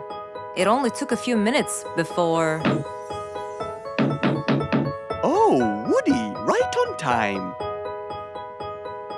Come on, Mr. Fox, tell me. Okie dokie, come in. I finally figured it out. I never doubted you, Mr. Fox. I was sure you'd be the one to help me find an answer to my problem. Oh, don't mention it. Here you go. These are blueprints. They're guidelines that will help you learn how to build the ship easily. Woody started reading the blueprints thoroughly. He knew most of what was written in it, so he looked up and said, It's a lot easier than I thought. Thank you so much, Mr. Fox. Oh, but Mr. Fox, what about the materials that I'll need to build it? Here's a list of all the materials you'll need. And what about the kind of wood I should use, Mr. Fox? I did extensive reading, and I found out that our ancestors were famous for using teak in the process of building ships, as it's really stiff, strong, and it can also be shaped to have wide planks, which would help the ship to withstand the waves of the sea. But I know you don't know what teak is. Not everyone does. But come along. I think it would be better to show you the tree I found earlier in the jungle. Our jungle? Of course! Everything you dream of can be found in our beautiful jungle. Mr. Fox got into his car with Woody by his side and drove off. They headed towards the tree that Mr. Fox had marked earlier. Here's the tree. Huh? I have loads of that wood in my store, but I never knew that I could use it to build ships. I didn't know about teak either. But with a little bit of research, everything is open to you, my friend. Mr. Fox, I can't thank you enough. I'm really happy right now. I'll never forget what you've done for me. It's my pleasure, Woody. Now that I know what I should do, I'll go back and start building that ship for Nate as fast as I could. Thank you again, Mr. Fox. So, after helping his friend, Mr. Fox got into his car and drove away happily. You know, it's true what they say. A friend in need is a friend indeed.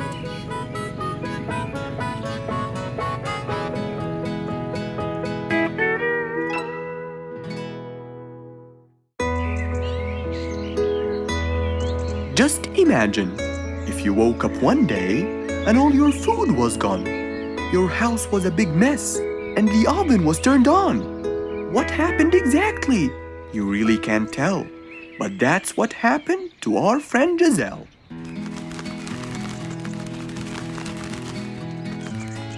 It was a lovely morning, just like all others. But when Giselle arrived, she was burdened with troubles.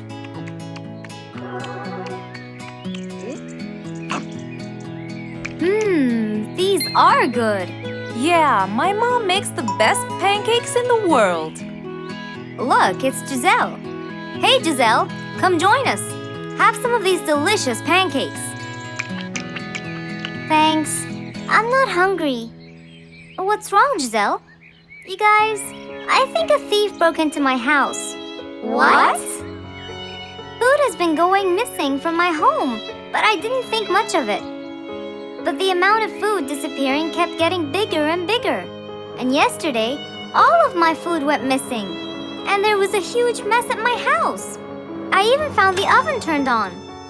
My house could have burned to the ground. Oh, I'm so sorry to hear that. Are you okay? This sounds really dangerous. What if this happens to my house next? Calm down. Whatever it is, I'm sure we can deal with it. Giselle, let's go to your house and check it out. And so, they left for Giselle's house. They had no idea what would be waiting for them. Oh dear, what a mess. Did you not hear them at all? I heard noises, but by the time I got up, they were gone. Did they take anything else other than food? No, nothing else is missing. So how do you explain all this mess? Maybe they were trying to find their way in the dark. I think Bingo's right. They didn't want to turn the lights on so no one would see them. Yes, but there are more important things. A thief had been here last night, and I don't think Giselle had time to worry about all the dishes. You're right. These are not mine. I didn't use these. That means that whoever was here didn't just steal the food. They ate it all here. That would explain why the oven was on. They cooked.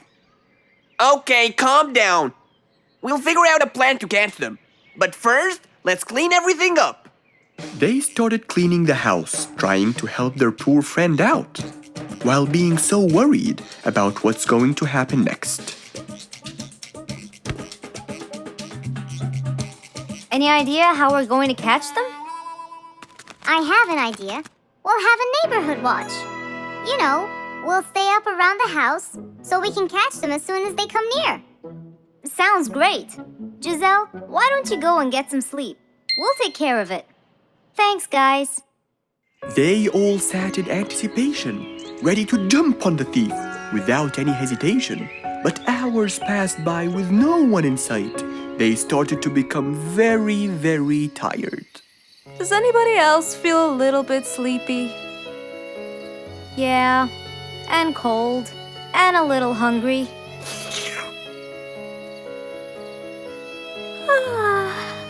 Parrot, do you see anyone from up there? No, no one's around.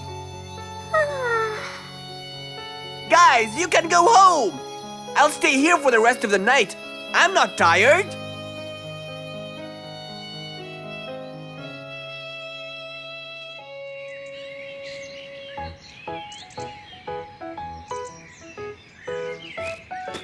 Good morning. What happened after we left?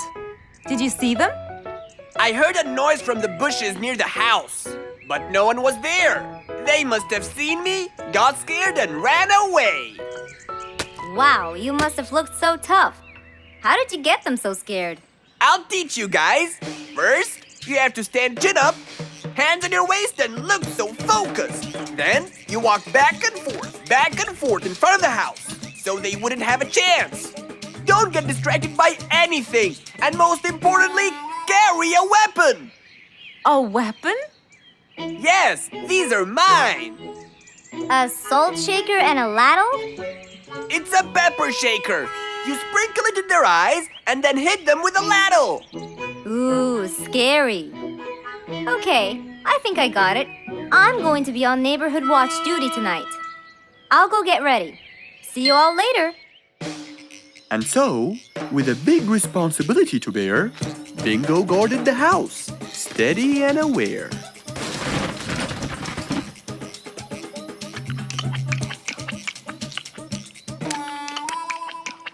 Zebra, what are you doing? What? Where am I? Giselle's house. What is that noise? Did you catch it? Yes, it's Zebra. He's been sleepwalking and eating all your food. Oh no! Giselle, I'm so sorry. I wasn't stealing your food. This happened before. I sleepwalk a lot. Don't be mad. I can't believe it's been you all along. That is so funny. You're not going to tell everyone about it, are you? If she doesn't, I will. I knew you couldn't scare a thief away with a ladle. You could! You know what? I'm just happy Giselle is safe. I'll just go home now. I need some sleep.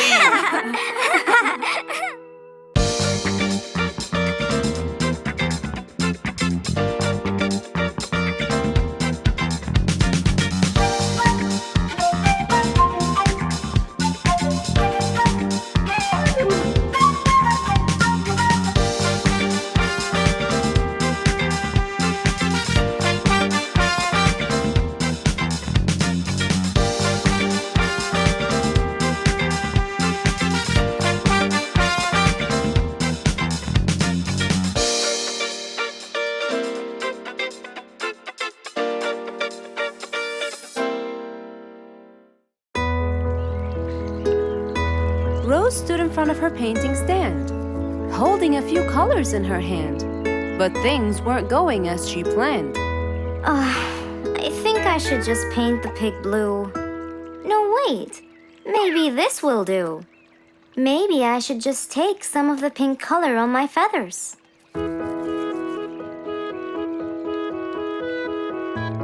This isn't working. Maybe I should call Mr. Fox. He might have some clue about what I should do.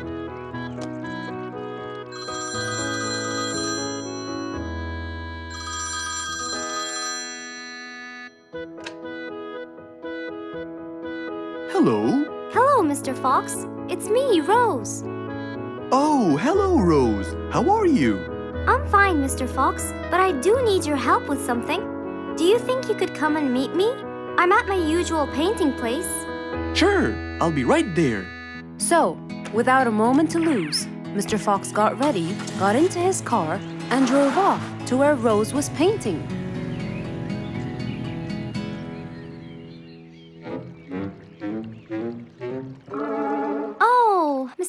Fox. I'm sure glad you're here. I tried everything, but nothing seems to work. What are you trying to do, Rose? I was just trying to get some pink paint, Mr. Fox. I'm not sure that this is the right way to do it, Rose. Well, what should I do? Do you have an empty color palette? Of course.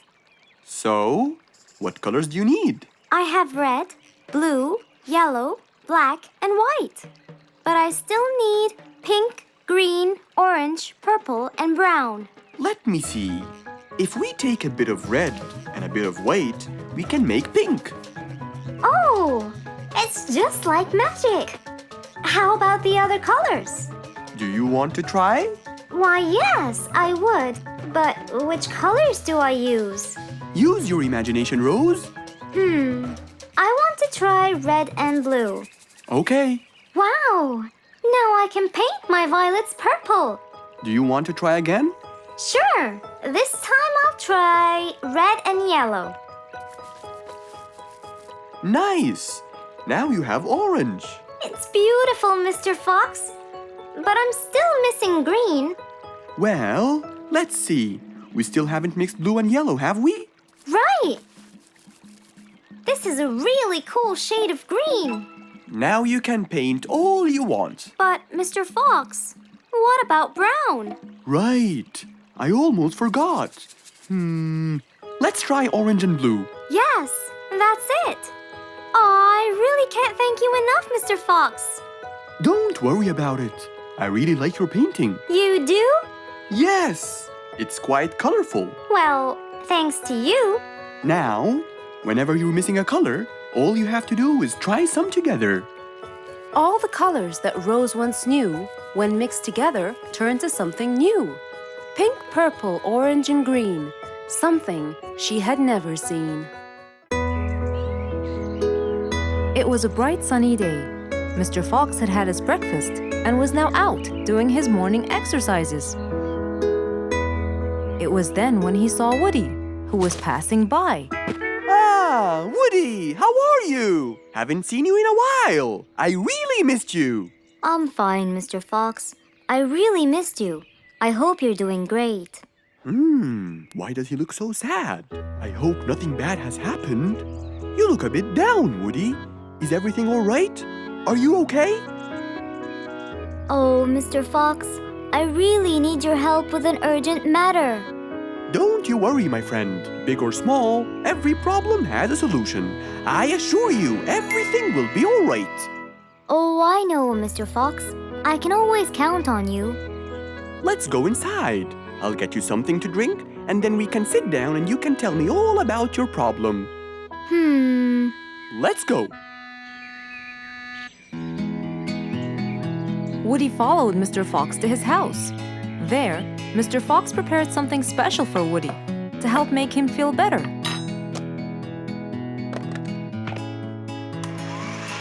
I made you some fresh orange juice. This will help you relax and cheer you up. Oh, you're very generous. I love orange juice. Thank you.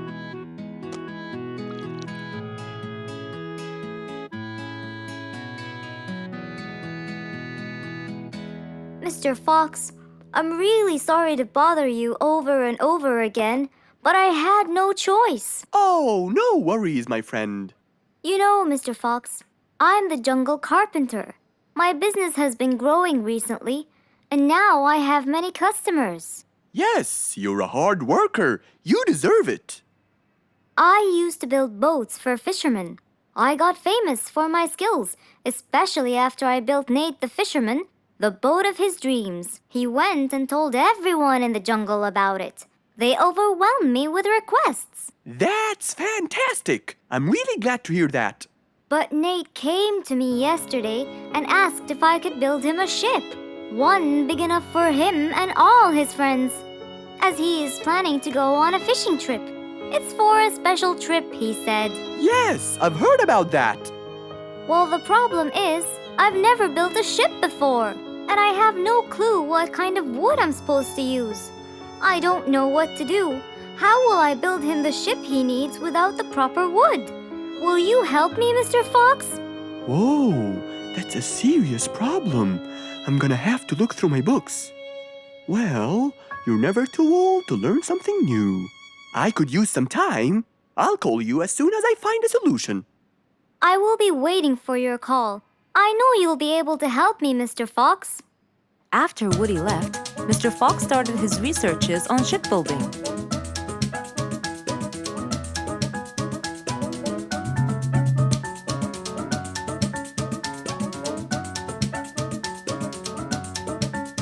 After hours and hours of hard work, he finally got it. Yes!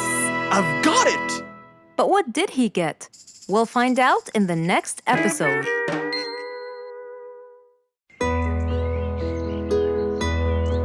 It was a bright early spring morning. Still feeling a little sleepy, Mr. Fox opened his eyes and got out of bed.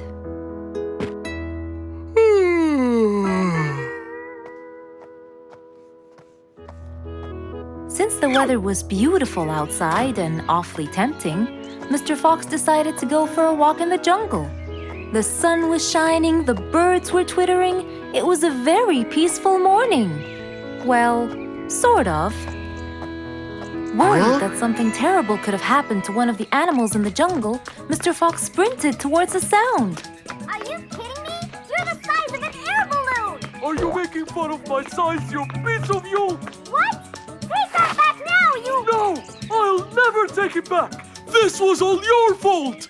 No, it wasn't! It was yours! No! It's always your fault! Now, calm down. Oh, Mr. Fox, I'm so glad you passed by. You're the only one that could solve my problem. Solve your problem? No, Mr. Fox will solve our problem. No way! What you did was a total crime. So not true. You're the one who started it all and injured me, you big There, calm down. And just tell me what happened. He woke me up! Slow down, one at a time. Mr. Panda, you go first. Thank you.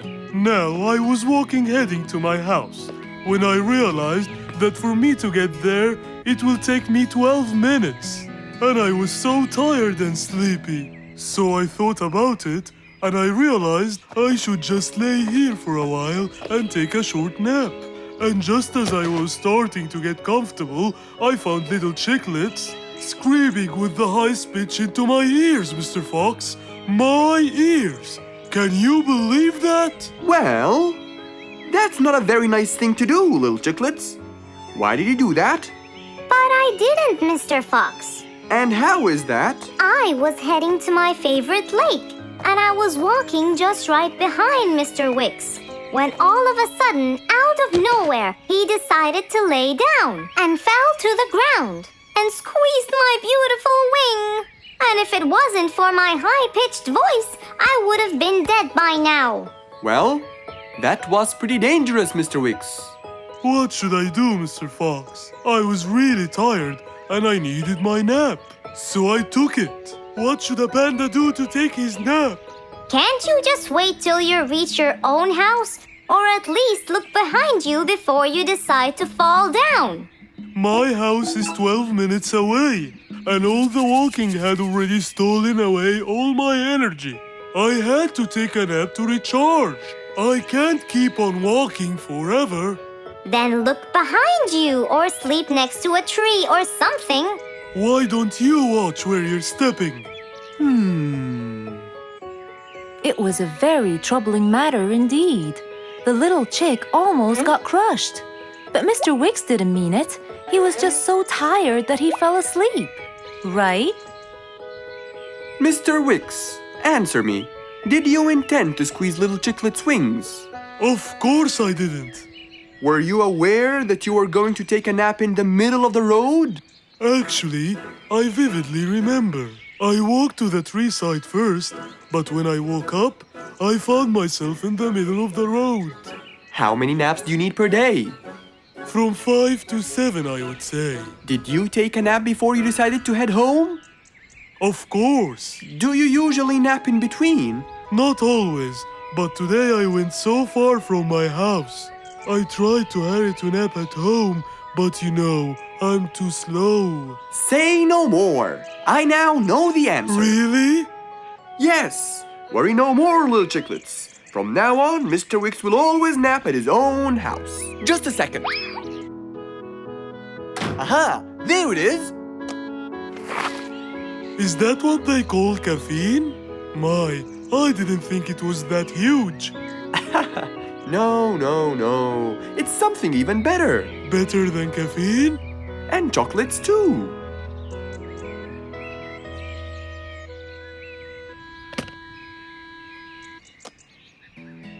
Wow! Rollerblades! So you'll be able to move fast and reach your house as fast as you can. Oh, can I try it now? Sure you can. Wow! Whee! Yahoo! Thank you, Mr. Fox. Anytime you need me, I'll be there.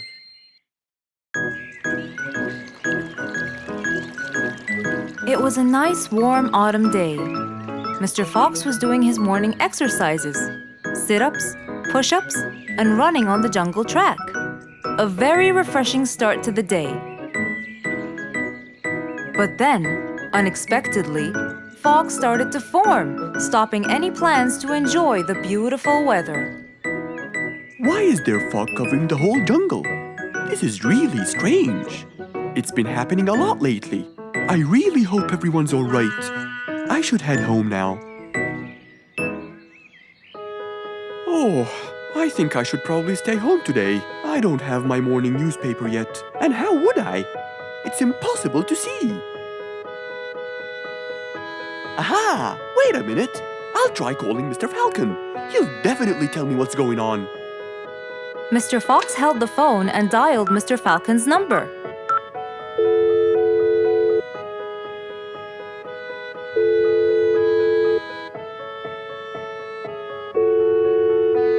Oddly enough, there was no answer. I guess he's not home. Maybe I can reach him on his walkie-talkie. As Mr. Fox went to look for his walkie-talkie, he heard a loud knock on the door. Huh? I thought everyone stayed home in this weather. Who could it be? Puzzled, Mr. Fox went to open the door. He was taken by surprise. It was Jack the horse. He stood there holding a briefcase and looking smart. Jack was a very busy business horse. He was always rushing to keep a tight schedule. But today, something seemed off. He looked like something was bothering him. Oh, Jack, what a nice surprise! It's been a long time since we met. How have you been? Come in. Thank you, Mr. Fox. But I don't want to waste any more time. I'm on a very tight schedule. Of course. Can I bring you... I don't have time. I just needed to talk to you urgently, Mr. Fox. Have a seat, please. And as you know, time is money. Wait. Hold on. First, tell me how you managed to get here in this bad weather. There's no time. I'm so busy, and I need your help with something important. All right, tell me what's the matter. Well, it all started last week. After long and weary negotiations, I won a bid for a gold mine located in the eastern part. Long story short, a gold mine obviously contains gold. But no matter how hard I looked, I found nothing but dirt. I was really frustrated. I was disappointed. And I knew that buying the mine was a mistake. What do you think, Mr. Fox? That's really strange. That mine is widely famous for its gold.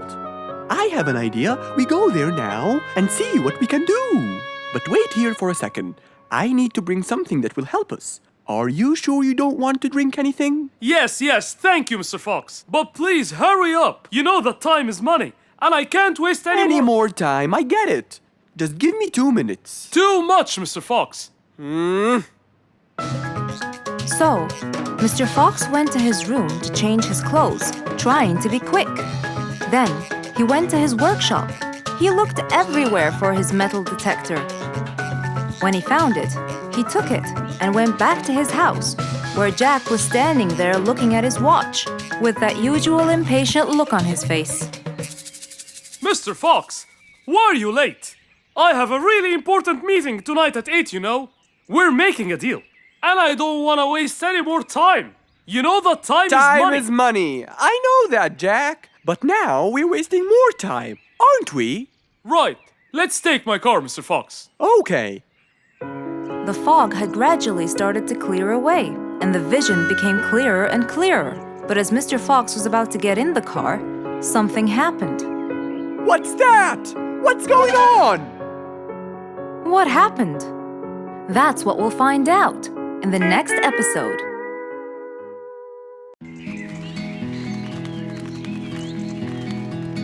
It was a beautiful sunny day.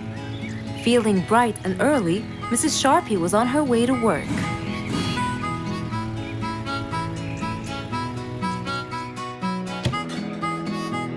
Good morning, Sharpie. Good morning, Emma. You're looking good today, Sharpie. Thank you.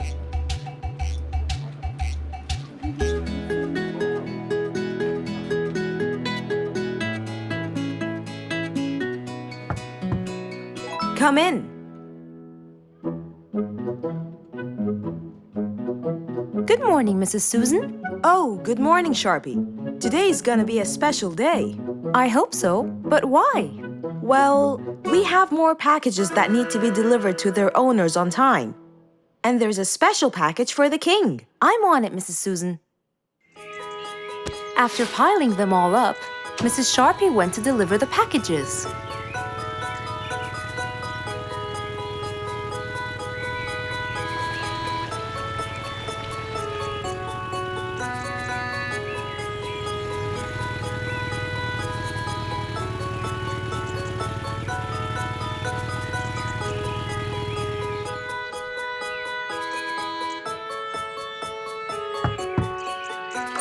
Here's your package. Thank you, Sharpie. Just in time. Looks like delivering the next one is gonna take some time. After safely delivering the package to Mr. Camel, Mrs. Sharpie took off to the opposite side of the jungle to deliver a package for Mrs. Deer.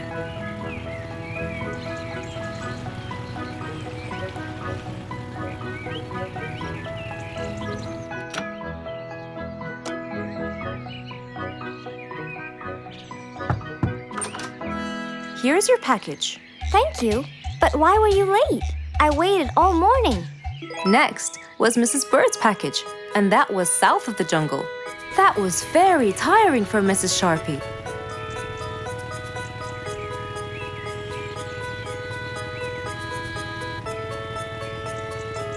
Mrs. Bird! Mrs. Bird! Here's your package. I thought you weren't coming. Thanks anyway. Next was Spike the Dragon.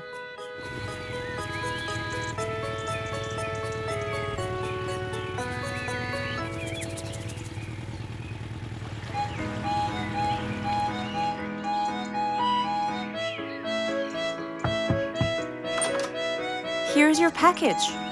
You know, I never thought you'd be late. Oh no! It's the last package I'm delivering today. I hope the king is not too upset that I'm late. Worried and a little scared, Mrs. Sharpie took off to deliver the last package. She was already late as it is. The last package was intended for the king, and after being all over the jungle, will she be able to make it in time? Here you go, Mr. Timber. This package is for the king. Thank you, Sharpie. But the king was worried and a bit upset. Why? Well, he had to wait all day for this package. You're not usually late, Sharpie. He was very upset. My sincerest apologies. I'll be more careful next time. Mrs. Sharpie was very tired and really upset. Having to deliver packages all over the jungle was no minor task. So, she decided to go to Mr. Fox and ask for his help. Oh, hello, Mrs. Sharpie. How have you been? I'm not good at all, Mr. Fox. You have to help me. What happened? I've got a lot of letters and packages, and I keep flying east and west all over the jungle. This won't do, Mr. Fox. I'm so tired. Oh, Mrs. Sharpie, you do look exhausted. please come in and we'll figure this out together. Would you like a cup of hot chocolate? No, I just want to find a solution, Mr. Fox. Okay. Tell me what the problem is exactly. I get too much letters, so I fly to deliver them. I find that the first letter should be delivered to the western part of the jungle, so I fly and deliver it, just to find that the next one is in the eastern part of the jungle.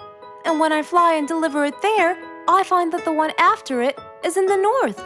And after that, it's west again, and it's all driving me crazy.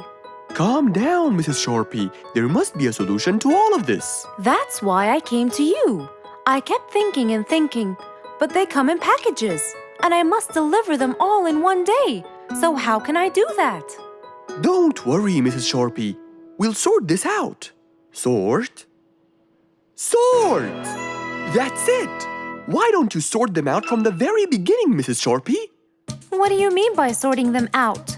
I mean, first, you should read the addresses and sort all the letters that should be delivered north together, and those that should be delivered east together, and so on. And then I'd finish all the north letters together, and the east, and then the south, and then the west, right? Precisely. That's a great idea, Mr. Fox. Thank you so much. Wait, where are you going? I have letters to sort out. Thank you, Mr. Fox. Glad I was able to help you, Mrs. Sharpie. Goodbye.